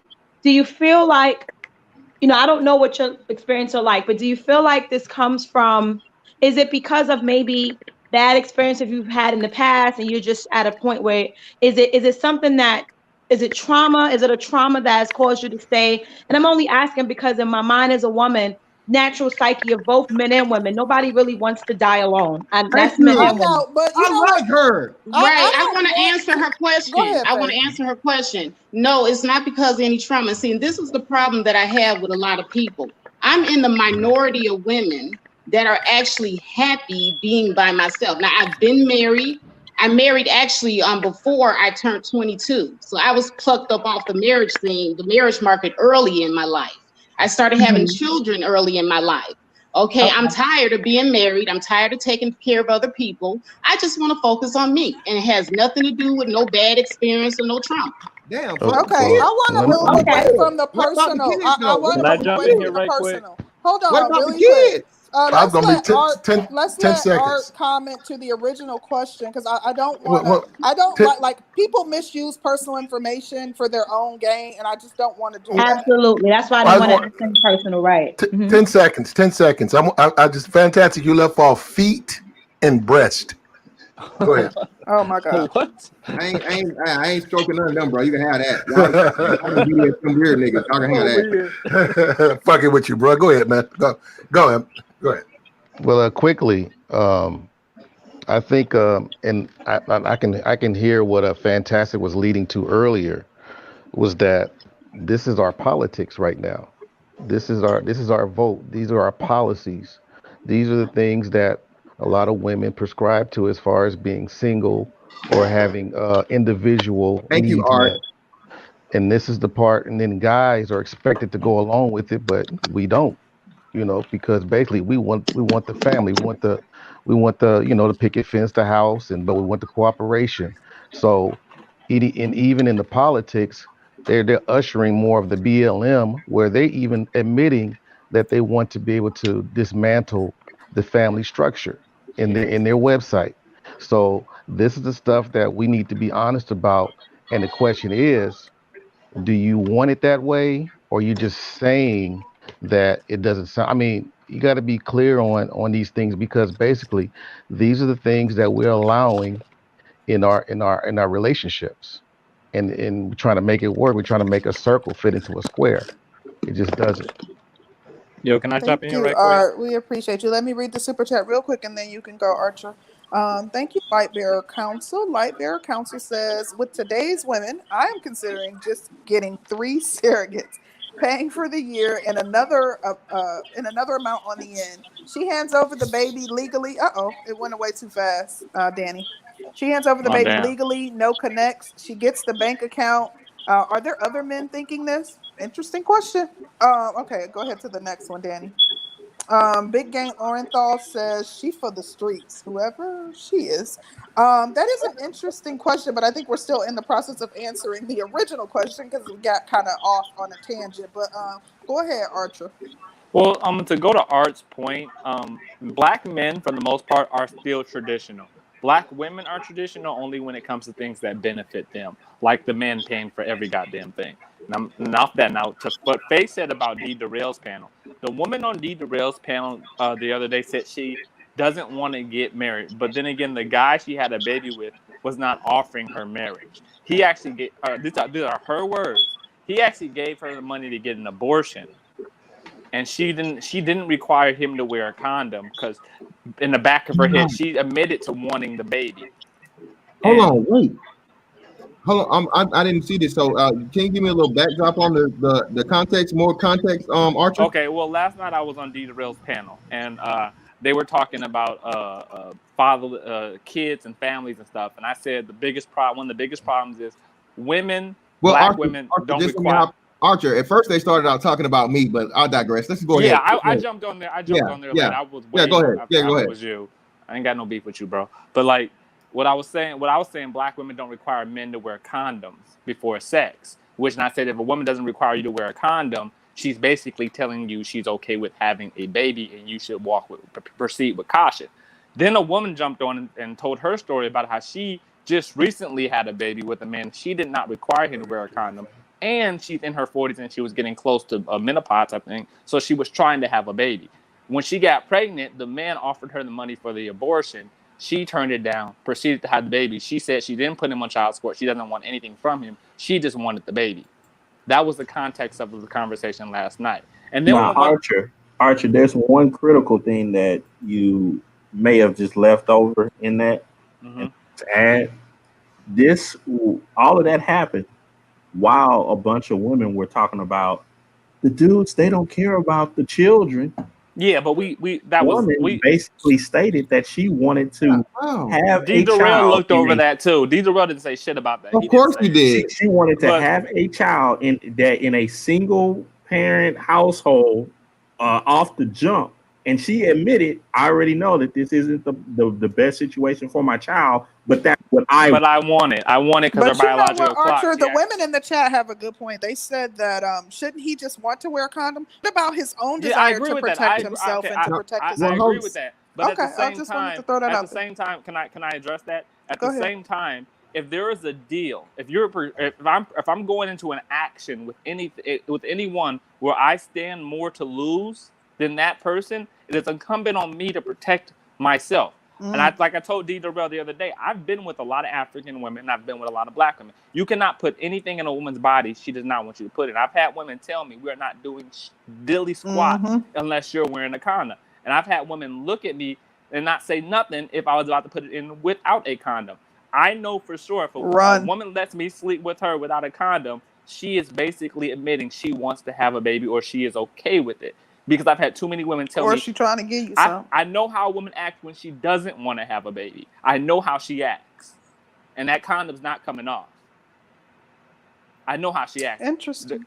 I know how she acts. So that's what I was saying. I was saying because most African women I've been with, they make me wear condoms. African women are very big on not having babies until they're married. And the whole conversation is about marry before you carry. Make sure you get a commitment from the man before you allow him to impregnate you. And yes, the men are wrong for impregnating you, but at the same time, you stand more to lose, and it's your body. Therefore, if you allow yourself to get impregnated, you're making a mistake by allowing yourself to get there without some type of commitment from that person. I don't disagree with that. In addition, I don't disagree with that either. I actually agree with mortality that. rates that as it relates to black women, you're literally risking your life to bring a baby into this world. Well, they want the baby more than anything else. Concrete Rose, real quick. You told us the story about your friend, right? That was in a long-term relationship. No. I always wanted to skip over this, and again, like I said, this always rings true with me because again, that literally happened to me. That's where I was in a long-term relationship, and again, I'm all for you should not be having unprotected sex with just random strangers and so on and so forth. But again, unprotected sex is for married people. No, it's not. Get the fuck out of here, bro. You never been married, right? have you ever been married? I've been married one time. Have you ever been married? So this is what I'm telling you. Listen. So again, when we have women unprotected sex now, I bet. When women are again in a long-term relationship and you're under you ain't shit, Mr. Fantastic. You're under hey, I'm quick on the draw, brother. But and the terms is you're not gonna be having no motherfucking condom sex up until marriage, motherfucker. No, she gets fucking birth control, takes the birth control, and you flood that thing out. You shoot the club up, okay? That's a part of monogamous relationships, okay? All right, grown people. Up in the unicorn got mad at me. She was like, "I'm on birth control, and I require the men to show me papers." I'm like, papers have to do with the STD. We're talking about a baby, and I would not sleep with a woman that tells me she's on birth control. I do not take her. And again, I agree with you on that, Archie. But again, like I said, some women are actually trustworthy to a degree, to a point at some point in time. Because again, my story started out where we were in a long-term relationship. She was taking the birth control. Stopped taking the birth control without letting me know. Next thing I know, I got twins. So depending on the context of the relationship with the chick that she was saying, if this dude was having unprotected sex with her in a long-term relationship, well, by all means, and then she set him up and she stopped taking it, yeah, that's some fuck shit. That's by all means. But and again, for you idiots in the chat that keep talking about it's for grown people, motherfucker, what's the purpose of birth control, you stupid fuck? But the point with the birth control piece is you got to be careful because you got to understand that I hate to come at black women, but really I don't. But black women have this, when they get baby fever, black women have this thing where they give into their carnal desires more than other group of women. I've dated get out of there, Archie. I agree. I dated a Somalian woman one time, and she told me I was actually listening to BGS, and she told me her problem with black women is she felt like black women lack discipline, and I was like, yeah, I agree with that. But when they get that baby fever, no matter what age they get it at, they typically act on it immediately. They act on that baby fever. Don't matter if they're young or old. They're going to act on when they want a baby. I want a baby and I want it now. It's like my money and I want it now, type shit. So it's about you having to understand that as a man, you sleeping with a black American woman, you have to understand if she only has sex with a man she's willing to procreate with, and if she's not letting you wear a condom, marriage is not high on her priority list. Therefore, getting pregnant, you have to be careful. I've heard black women tell me that they feel as if marriage is a bigger commitment than having a baby. And I had to take a double take. Like, say that again. Marriage is a bigger commitment than having a baby. Like, that makes no fucking sense. Yeah. You know what? I've heard women say that too, and it's absolutely insane to me. I've heard women say that women who engage in condomless sex with men say that they don't believe in kissing because that's more intimate and they're not at that level with them. Yet they engage in so some of the nonsense that comes out of our mouths, it just absolutely makes no sense. But I've heard that too, and I think that it's insane. Well, if you look at black women, they're the only group of women that call their men sperm donors. And they're not talking about him just being a deadbeat dad. They're talking about as far as the family dynamic and what his role is in the society. His role is just to be your surrogate. He's just a walking, breathing, talking surrogate. That's it. That's the way black women typically view men subconsciously. Now, it's funny. I'm sorry. It just when you said that, it's funny you say that. I don't really have an opinion on the sperm donor reasons why. It's funny you say that because I was having this conversation with someone literally yesterday. And for me, I was telling them, for me, the family dynamic is more important than the child itself. And I'm willing to, I know it sounds weird. It may sound weird. I'm willing to forego rearing children if, and I know that's something that, you can't. It's not like you can choose to not have money today, but you have it tomorrow. If you forego child rearing, then you might end up being motherless forever. But I need the foundation to be proper before having children. Even if I got pregnant and, somehow irresponsibly, and the man is like, I don't want this kid and I don't want to be bothered. I'm not ready. And we were just having sex and so forth. I'm not interested in pushing that narrative forward. And then, it falling on me, becoming a single mother and all that stuff. I'm not interested in that. I have a question for you, Mac, just because you said that. If women and guys, let's say they on a single, hot girl, summer stuff, all that other stuff, and they bring children into the world, could it be stated that they actually don't care about children? Your opinion? Not necessarily. I think it's more of in a lot of cases, it's more of the loins and the carnal and sexual desires superseding the brain and the logic. It's one of those things how you say it's kind of like the person who's gets drunk and drive and they tell you no drinking and driving, don't drink, you could crash. You never think it could be you until it's you type of thing. I don't really think it's that they don't care about children. I just think that nobody wants to follow the logic and do things responsibly until you're forced to be smacked with the responsibility, and then you're like, what the fuck do I do now? But I don't necessarily know. Yeah, I don't think it's about I don't care about the children. So how much Aries Queen always popping myths. So how much sense does that make then if a person said, you know what, I'm gonna do my own thing. I'm not gonna prepare for this life that's actually going to come into this world and I'm gonna have to be responsible for.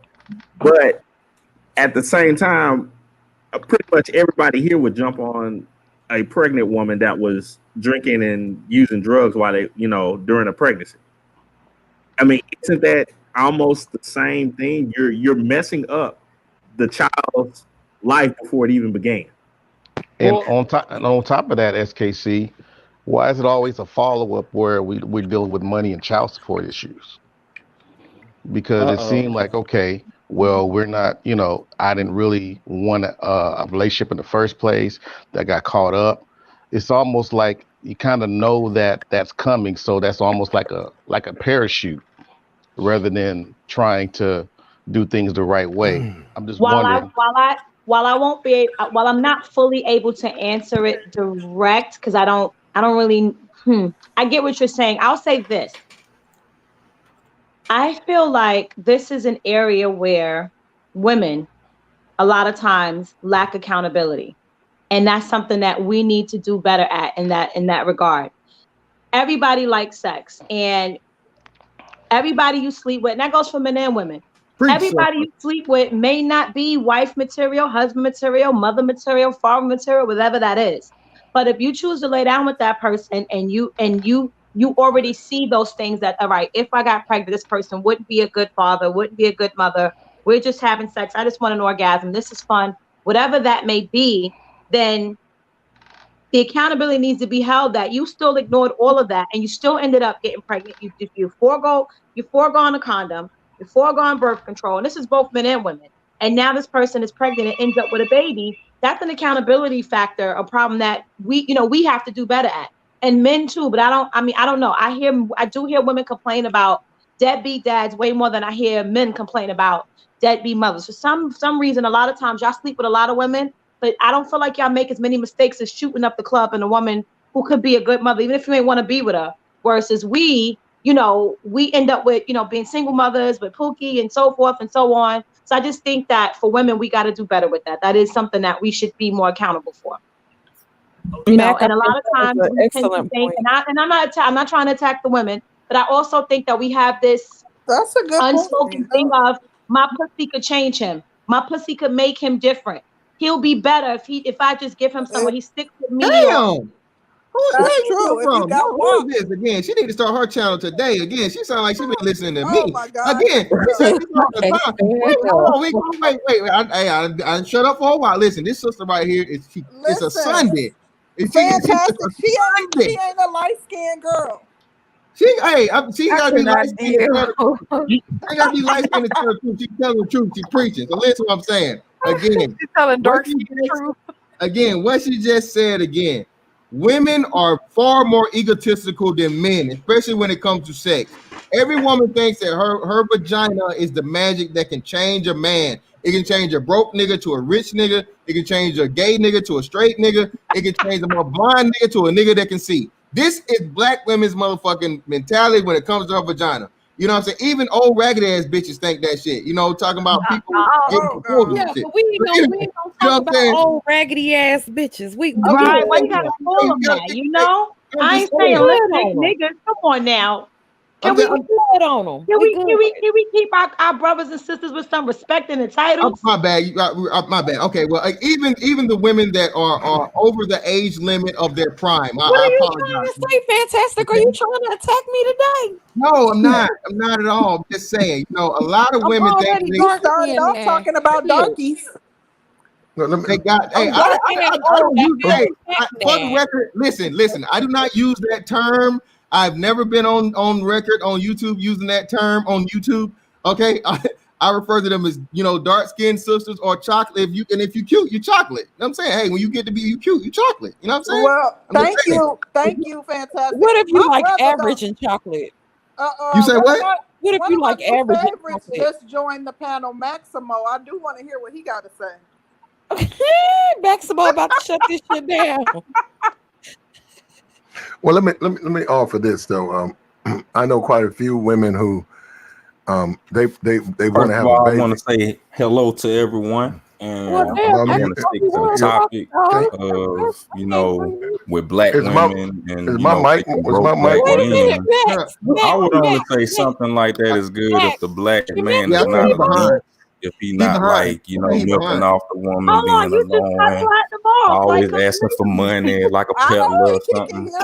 He got to bring something to the table. Like he got to have some trade skills, like a chef or HVAC. You could use your mute powers, Mark. Something with his hands until something pop off. Keeps going and going. There you go. Thank you. I appreciate that. Look, in my experience, though, I know some women who they only want the baby from the man. The man is either not available or has made it known he's not available. But because they have a large family, and I say multiple siblings, I can speak on about 3 different situations where it's 5 girls. A couple of maybe 2 brothers, but 5 girls particular who stick together, and they all have 2 kids by dudes, but they look at it as my child will be fine because we're going to raise them together with the fam. They don't travel. They're going to stay right where I'm at. They're going to stay right in the same zip code. They're going to live their whole life. And like I said, the guy in some cases he's not available in the sense he's with someone. He might even be married, and he's just the one that they want to have that child with. And so they're not looking to get married. And there are many men trying to marry them, despite the fact they might have kids. The guys are willing to take their responsibility. They have no desire for those men. And like I said, the other men are just simply not available. That gets all overlooked here. And I'm done. I submit, pass the mic. Thank you, Platt. I think that was an excellent point. Okay. Shout out to Eisen. He says, let's not act like concubines were uncommon throughout history. Women just don't want to admit if you're not wife material. That's all you're worth. Yeah, I think a lot of women do think that we are wife material. I think that both of us have egos and say that we're marriage worthy because we see who gets married. But shout out to us because that's what we see. Have you ever heard a woman say she's not wife material? Because I've never heard a woman say that. Elbow. Never, ever. I've never heard. Women don't really think of themselves, even women who don't consider themselves attractive, they still do think that they're marriage material because even in her unattractiveness, she says, well, I can cook, I can clean, I'm nice, I have a nice personality. Even when she's pretty and she doesn't cook and clean, she says, I'm pretty and I'm cute and I'm sexy and I'm fine. So I think that's an excellent point. The thing is, I can understand a woman who's not as attractive saying, I have all of these domestic skills, therefore I do believe I'm wife material. But the crazy part is, I think even sluts or women who are extremely immoral think that they're still good enough to be someone's wife. Yeah, Cardi every hoe want to be saved. That's why you had to make a song telling you don't save her. Yeah, hoes want to be saved. Well, we did see a hoe get saved just yesterday. And what hoe got saved?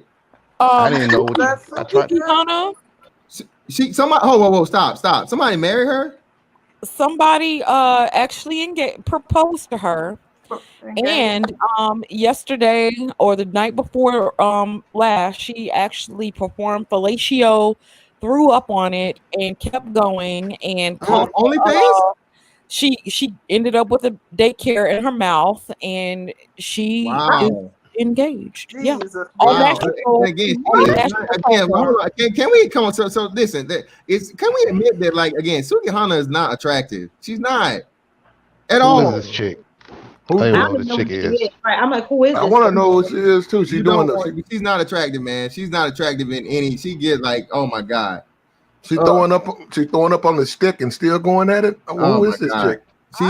She's disgusting, man. Again, put her information in the chat. This is the crazy thing, but this is one of those things where women who don't do things like that can still see women like her getting married, and even though she is disgusting, and she probably doesn't have a great man.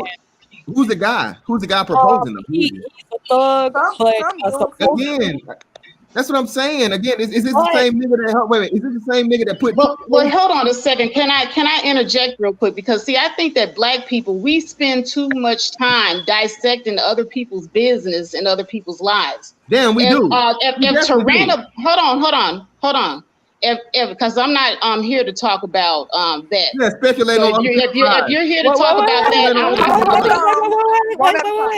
that's quite funny. I'm just saying, people. Hold on. Excuse me. I was talking. Okay, so I was talking. I'm gonna mute you guys if we can. I was talking. Okay, but what I was going to say is, I saw Black men get into an uproar when Sierra. She was supposed to be an industry passed around chick when she course corrected her life and she decided that, hey, you know what, going for all these little, messed up fuck boys was not getting it. She course corrected and she married a Russell Wilson. Black men were mad.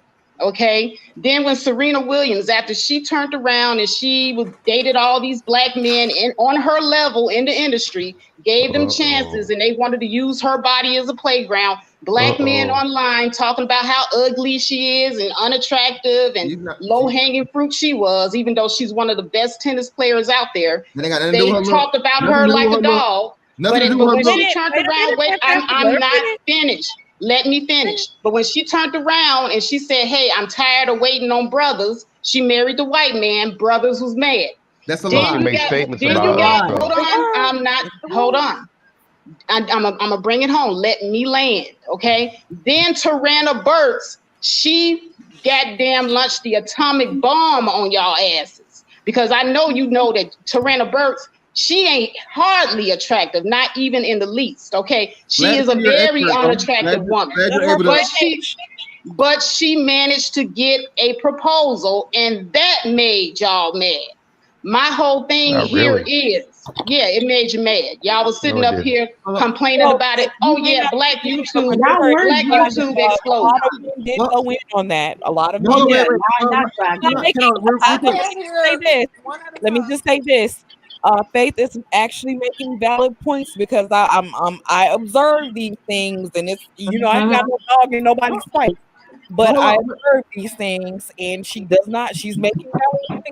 And I'm saying this to say that in real life, I see a lot of overweight, unattractive Black women getting proposed to. Go straight to Water Sniper's page. I see them all the time. I see average looking Black women getting proposed to and getting married. Go to Water Sniper's page. He's posting them daily. And the thing about it here is, we sitting up here, we want to, the Black men, I'm talking directly to these men on this panel. You want to tear women down. You want to say their education doesn't mean anything. They got to be a 10. They got to be this, that, and the other. And I said this yesterday on D. Durrell's panel. Black men want their women broke and dumb and just highly attractive. That's it. That's all the qualifications you guys are looking for. And you want them young. And you want them young because you want them young. You don't like a pick though. Hold on. You don't meet many of the qualifications. You don't meet any of them. First of all, like I said, when I was 22, I was off the marriage market. We're not talking about then. Hold on. We're going to talk about meeting the qualifications. Now, hold on. Let me. You can't do that. I thought Black don't crack. I just told her to stop. This isn't anything personal. This does not have to be about your life. You don't have to answer any personal questions about your life. Leave that alone. Let's not talk about anybody's personal business. That's not what we're about. Okay? Wait. Hold up. Sister Jordan, Concrete Road. So this is a woman's panel. So shouldn't this be about the upliftment and confidence of sisters having in themselves? Again, we don't want to talk about it. We don't want to talk about anyone's personal business because that gets. But this is just an opinion. This says opinion on their looks, the opinion of themselves about But see, here's the thing, Sister George and Concrete Rose, you do not have to run interference. You do not have to run interference. We're gonna let y'all cool it off for a minute. Let me read the super chat. Shout out to Celeste. She said, men won't admit they love hoes. That's why these pick-me's posting thirsty IG pics, getting thousands of likes, their DM full.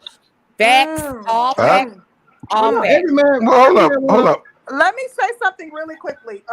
Faith, we know you don't need protecting, but we want to keep the conversation simple. And we've seen, we know we can see that the train, and we know that it's headed for a collision. So we're trying to avoid that so we can keep the conversation going. That's why we're interfering. But see, Sister George, this is why they came. They did not come for the topic. They came for me. No, really? Okay. Okay. First time I've been on a panel with you. I don't even know who you are. Let me address. We're not gonna get off into that because this ain't got nothing to do with our topic, and this ain't got nothing. This ain't our fight. We ain't got nothing to do with nothing. I have something. The topic. Let me ask you guys a question, and then we can start with Faith. We can go back. We can go on a roll. Let's keep it orderly today.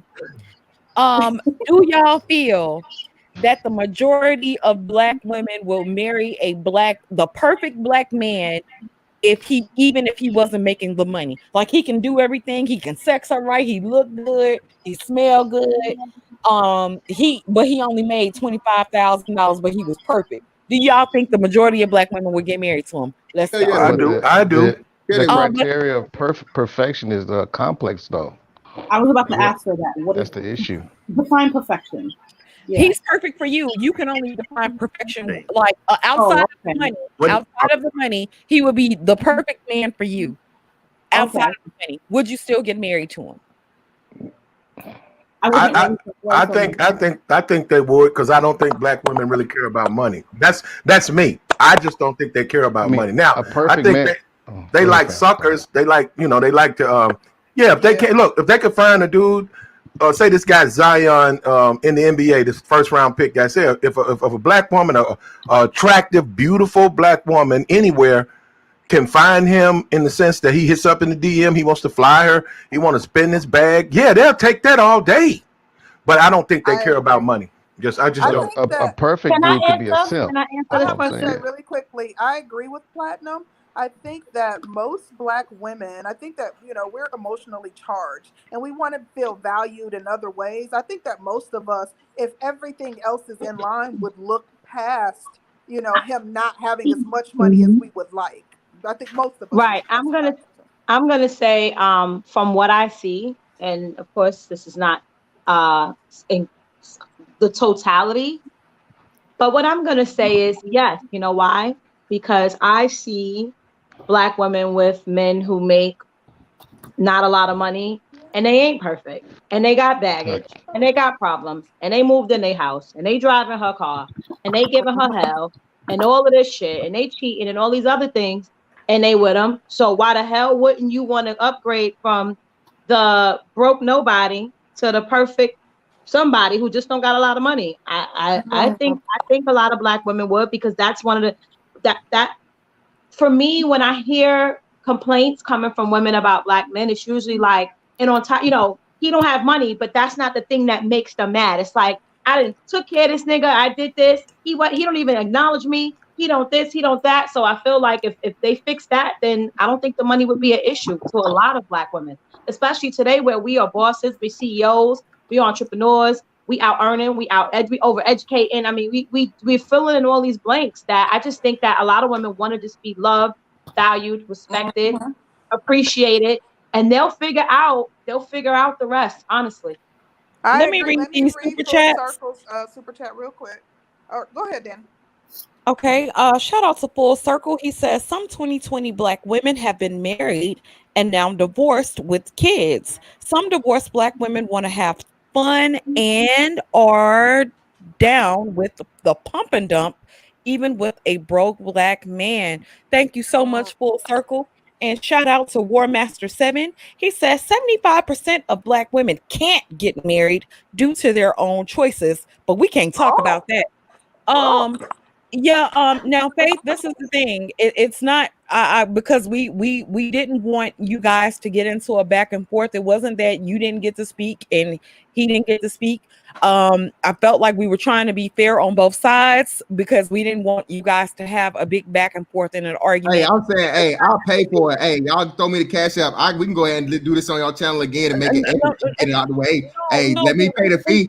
Let me pay the fee. Hold on, Fantastic, though. This is important because we're not being biased. We're really just trying to keep everything down. We wanted everybody to have an opportunity to. And I'm requesting that I will pay the fee. I know, Fantastic, but let me just say this, because we don't want to be accused of being biased. Like y'all want the money or not? No, we don't want the money. She was a special guest that we. Okay, hold on. Well, how about we do this? Can I just say what I wanted to say, and then I'm going to jump down? Go ahead. Is that fair? If you want to leave, that's fine. Okay. Now, but what I wanted want you to be unfair to you, though, Faith. I don't want that's not our intent. To come we across like that. To come on because I know it's not. I know it's not. You all have been very fair, and you have tried to keep this towards the topic. But like I said, when people came in here with their own agendas, that did kind of change the range of what we were talking about, because they were aiming to get at me, which they will never do, because I am a very highly confident black woman that knows my worth.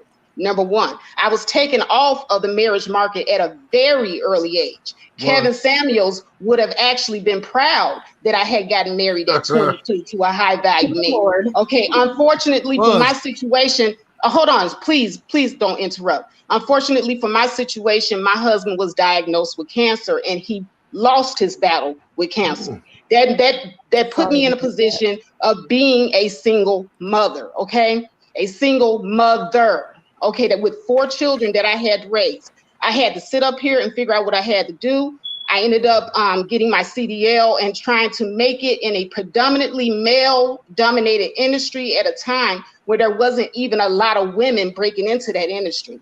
Okay, so that was very hard. I faced a lot of sexism along with racism in this industry. Now, to speak on what they're talking about as far as looks, I don't give a damn what none of these men on this panel think about my looks, because I'm not trying to get with any of them.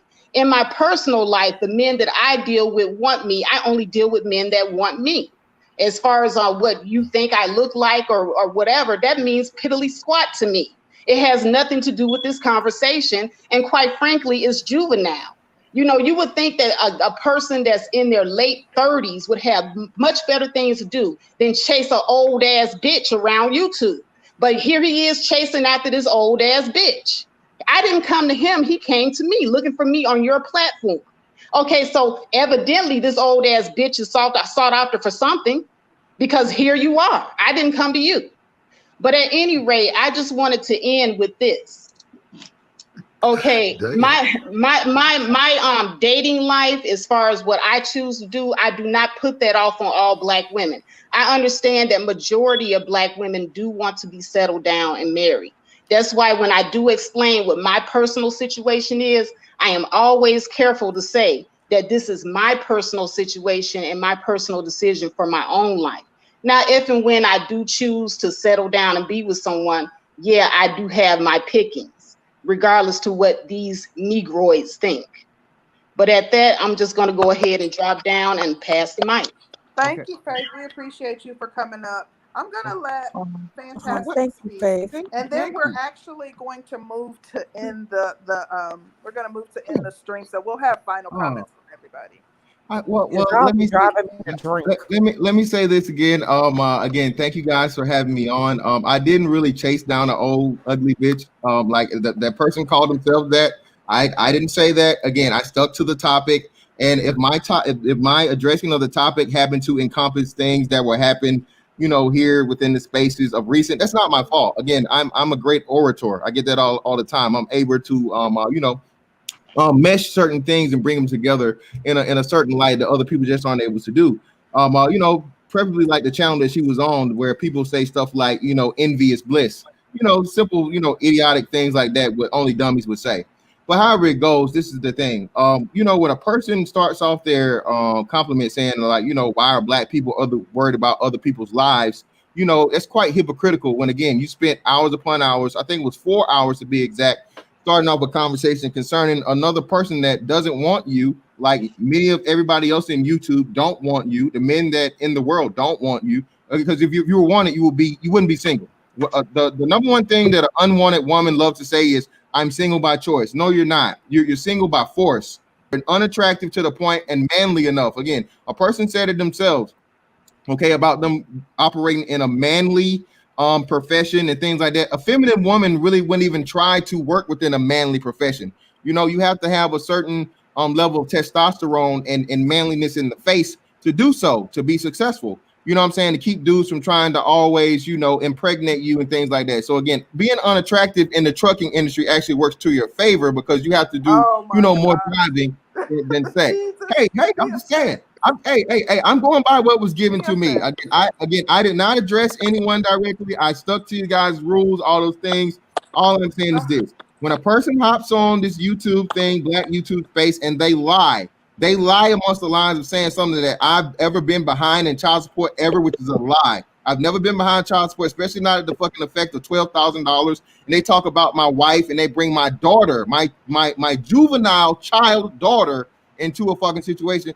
I am going to have a problem with you. Instead of you just apologizing and again keeping your mouth off of shit you obviously don't know shit about and speculating on somebody that don't want you, will never want you, and nobody fucking wants you. Okay, again, once your husband left here, rest his soul, there should have been another man to pick up the mantle. But again, when you're not attractive enough, that will never ever fucking happen.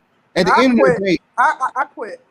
At the end of the day, you gotta shut this shit down. At the end of the day, at the end of the because we allow. I'm gonna pay y'all for this. Again, y'all let her get her monologue. I'm gonna get my monologue. I'm gonna leave. I greatly appreciate y'all for letting me express these spirits. I never chase a bitch, especially an ugly ass old bitch. Okay, Oh, God. Bitches. I have something to say. So I greatly appreciate you girls, you gals and great women as always. Shout out to Curlin, shout out to my man Curlin. And hey, you guys keep the faith, okay? Thank you, fantastic. I mean, I don't know if I should thank you because you came up here and a bunch of mess ensued as a result. But anyways, I want to say this. This was not the desired outcome for this panel. This started off as a very good conversation. I was so excited and so happy with the way that things were going as it relates to the conversation. I knew that there was tension between Faith and Fantastic, but I did not know to this extent. I didn't know anything about, anything that was just brought up. If I knew, then we probably would have made a different decision to maybe wait until Faith came down from the panel to let Fantastic up. But in all fairness, we did give Faith an opportunity. She said, she wanted to bow out. She did, for whatever reason, she wanted to say her piece and leave. But it was only fair to give Fantastic an opportunity to respond. I don't agree with any of what was said. Neither myself nor Danny are backing anybody on this. But we did have to be fair. It sucks that the conversation got derailed, but this is how it goes in Black YouTube. So we're gonna have closing comments from everybody and go ahead and shut it down. Well, can you spotlight Max Avatar? That's her name, Maxie. Is that it? That's a gentleman. Why do you want to see? That's a dude. Yeah, no, that's Sister George. No, I was talking about the That's a dude. Yeah. Oh yeah. Why I do that? Oh, you spotlighted George. Spotlight the. Why you need to see them in Avatar? I don't want to see no dudes Avatar. I said it's a woman. Oh, it's not. Oh, that's not. Oh my God! Why? I didn't know that. Platinum, what are your closing comments? Oh well, I'm watching the Seattle Seahawks. I don't know what's going on over here, man. All right, I'm out. Wow. No, that is in a romper. Okay, I'm out of here. Man, I cannot do. I'm not talking about the dude with the shirt on. I'm talking about the woman. Oh, Matt, you want? Yeah. How could you get that mixed up? I thought you said Maxie. No, I didn't. You did. It's Matt.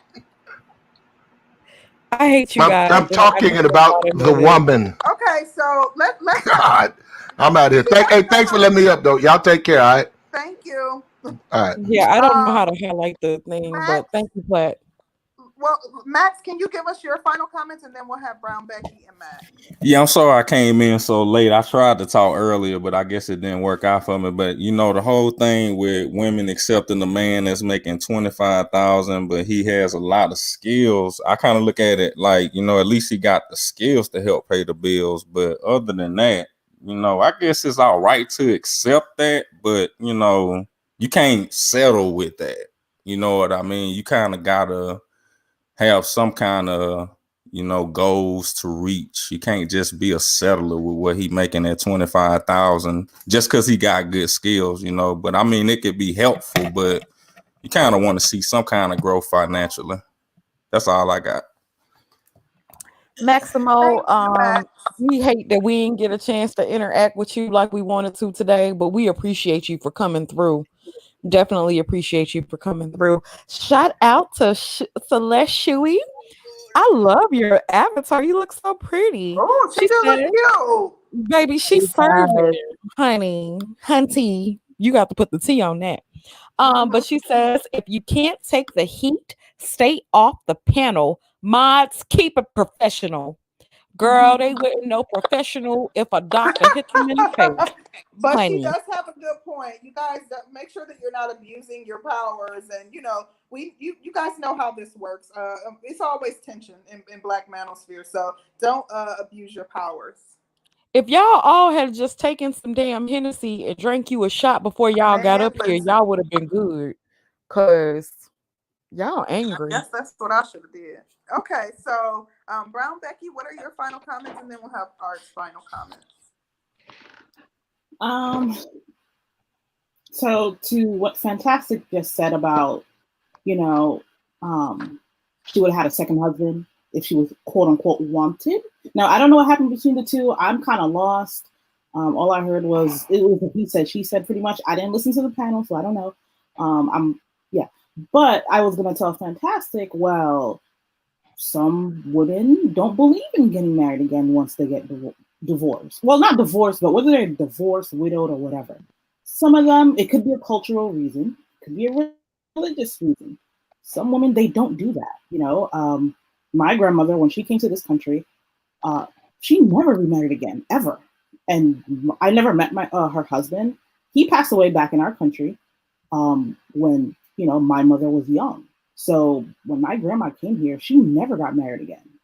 But, you know, that's a cultural and / religious thing. They just stay alone and that's it. And of course they're in the church, so they have their church family. That's their support system. So, you know, maybe there's a reason why Faith never wanted to remarry again. I don't know if we can really say she would have gotten another husband by now if she was wanted. I don't think that's fair to say. That's on that part. 25K, Sister George, right? Or 20K a year? Yep. Oh, yeah, no, my parents would look at me like I'm stupid and they wouldn't condone that. So that's a no for me. Especially if you're trying to have kids. Like, what are you going to do with just 20K only? No. Especially if you're living in a big city. That's not happening. But then again, you know, I feel like only in the Black American community, women get shamed for wanting a decent living with a decent amount of money. I'm not talking about the ones wanting 500K, 300K. I'm talking about decent, you know. 20K is not going to get you anything. And lastly, I don't know why men keep saying, well, the woman, she didn't ask me to wear protection. Does she have to ask? Like, I only hear that in this space. Oh, wow. I only hear it here. I don't know if you've heard it anywhere else. I've never heard this before outside of the Black community, ever. Yeah, that's crazy. I do think, of course, women do have responsibility of using birth control. But of course, not all women do. If she doesn't say anything and you see that she's about to let you go in with nothing, as a guy, you can say, you know what, no, I'm out. And you leave. You don't have to fuck her. You don't have to. Just leave. Black women do not have a gun to Black men's head telling them you better not wear a condom. Like, that's not what's going on. Both parties are responsible equally. That's my closing statements, George. Thank you, Brown Becky. So much, we Brown appreciate Becky. you. You're welcome.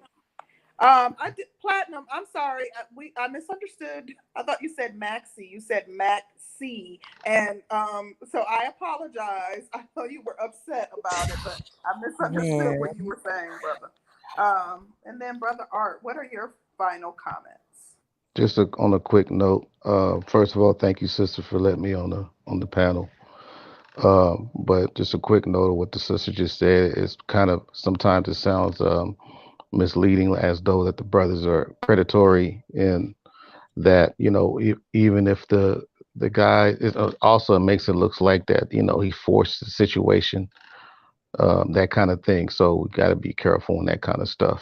But the other part also is, I'm a big proponent of trying to build power couples, you know, and regardless of the degree or not, it's the fact that you're able to take I think one of the sisters talked about this, that you take all your resources that you have, because that's the thing, is that sometimes it takes someone else in the relationship that would be able to you know, bring things to light. You know, it's just that little thing. But the thing is, how would you know if you don't explore these things? We're too busy trying to fit in to what society is trying to make us be, rather than something that is in our nature. I think that's the part that we're really not doing. And the thing is that it's bringing us way low, where everybody else is like way ahead of us. And I understand that people got cultures intact and things like that. But at the same time, only we know about our own experiences and things that we need. We know these things. I think the part is that, you know, on one end, people are trying to make things, you know, exist when it just doesn't work. It just certain things that you see where they say, well, I should be able to make a lot of money and he should put his masculinity aside for what. It just doesn't work. I think that basically whatever is made for you in nature, that's what you have to go by, because we're reinventing the wheel. It ain't working. So that's my that is my final thoughts. But appreciate you sisters for letting me on the panel and having a good dialogue. This has all been good. Thank you so much, Brother Art. We really appreciate you. Thank you. Always. Thank you. And shout out to Fantastic for the Cash App. Thank you so much with your disruptive ass. Mac, what are your final thoughts? And thank you so much for joining the panel. You always offer us some dope ass insight, and we definitely appreciate you. What are your final thoughts? Thank you, ladies. I'm just gonna say thank you for having me, inviting me, on the panel. I always enjoy these discussions, and I'm a big proponent of the Black collective overall. And the truth hurts, and we have to hit these topics and get these points across. But I always hope that it's within the premise of trying to elevate our minds, our thoughts, and providing solutions so that we could be better for ourselves and for each other as a collective. With that said, I just think overall, the most important point in marriage is to be equally yoked. And it doesn't just mean financially. It does include financial, but it means financially, emotionally, spiritually, mentally. And that is left to the person to choose what that means for them. Have your standards, whatever that may be, and be unapologetic about them, but also just be realistic about what those standards are and just seek to find someone who meets that standard. If that's what you want, don't go looking to try to, make someone something that they're not. Stick to what fits you and what suits you. And that's pretty much all I got. Thank you so much. We truly appreciate you. We got Thank you, ladies. more super chat that just came in. From Faith. She says, fantastic, takes me over here to throw a butthurt baby tantrum. Thank you for the super chat, Faith. Lord, these folks will drive you to drink. I do not drink, but I'm at my daughter's house and she has some Stella on the counter. I might need to take a sip because, Jesus. Yeah, honey, it is Hennessy time over here. Send me some. They crazy as hell. Girl, Listen, we done made enough in Cash App today, honey. Okay, well, that's a good thing. Whoop, whoop. I just want to say this was a good topic. I really appreciate Ray Alexander for suggesting this as a topic. His article was dope. It was very insightful, very informative. He had a lot of references in there. It's a dope article. We were able to have a dope conversation surrounding it. I personally think that it's not black and white for me. So I think to answer the question of the topic, I think yes and no. I think yes in the respect that we as Black women want to ensure that, we can live a comfortable life. And many of us have fears that if a man is not financially sound, if he doesn't have that degree, if he, doesn't have that good corporate job, that we won't have the financial comfortability that we desire. So in that respect, I think, yes, that is impacting the marriage rates. But at the same time, I go back to what Danny said multiple times throughout this stream, whereas, us overlooking, men who are making decent money, and whether or not they're educated, or men who may not be at the top of their game, but, they're climbing that ladder, and it is kind of to our detriment, because then we're making the choice to just stick it out and do it alone. And many of us are in situations where we're single mothers as a result of that. So I think that, it's kind of it's not the smartest move on our end. So like I said, yes and no, but again, thank you to everybody who joined the panel, everybody who participated, even Fantastic with his mess starting behind.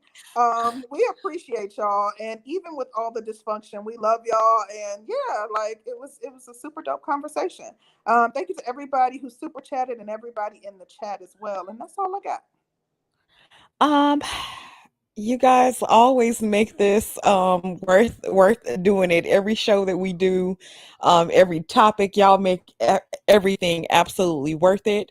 Shout out to everybody that continues to come through and support us, from the cash apps to the super chats to our panelists and to those who are just in our audience. We really, really, really appreciate you guys. This is one of the hobbies that I have that I always enjoy doing. So this is my happy space.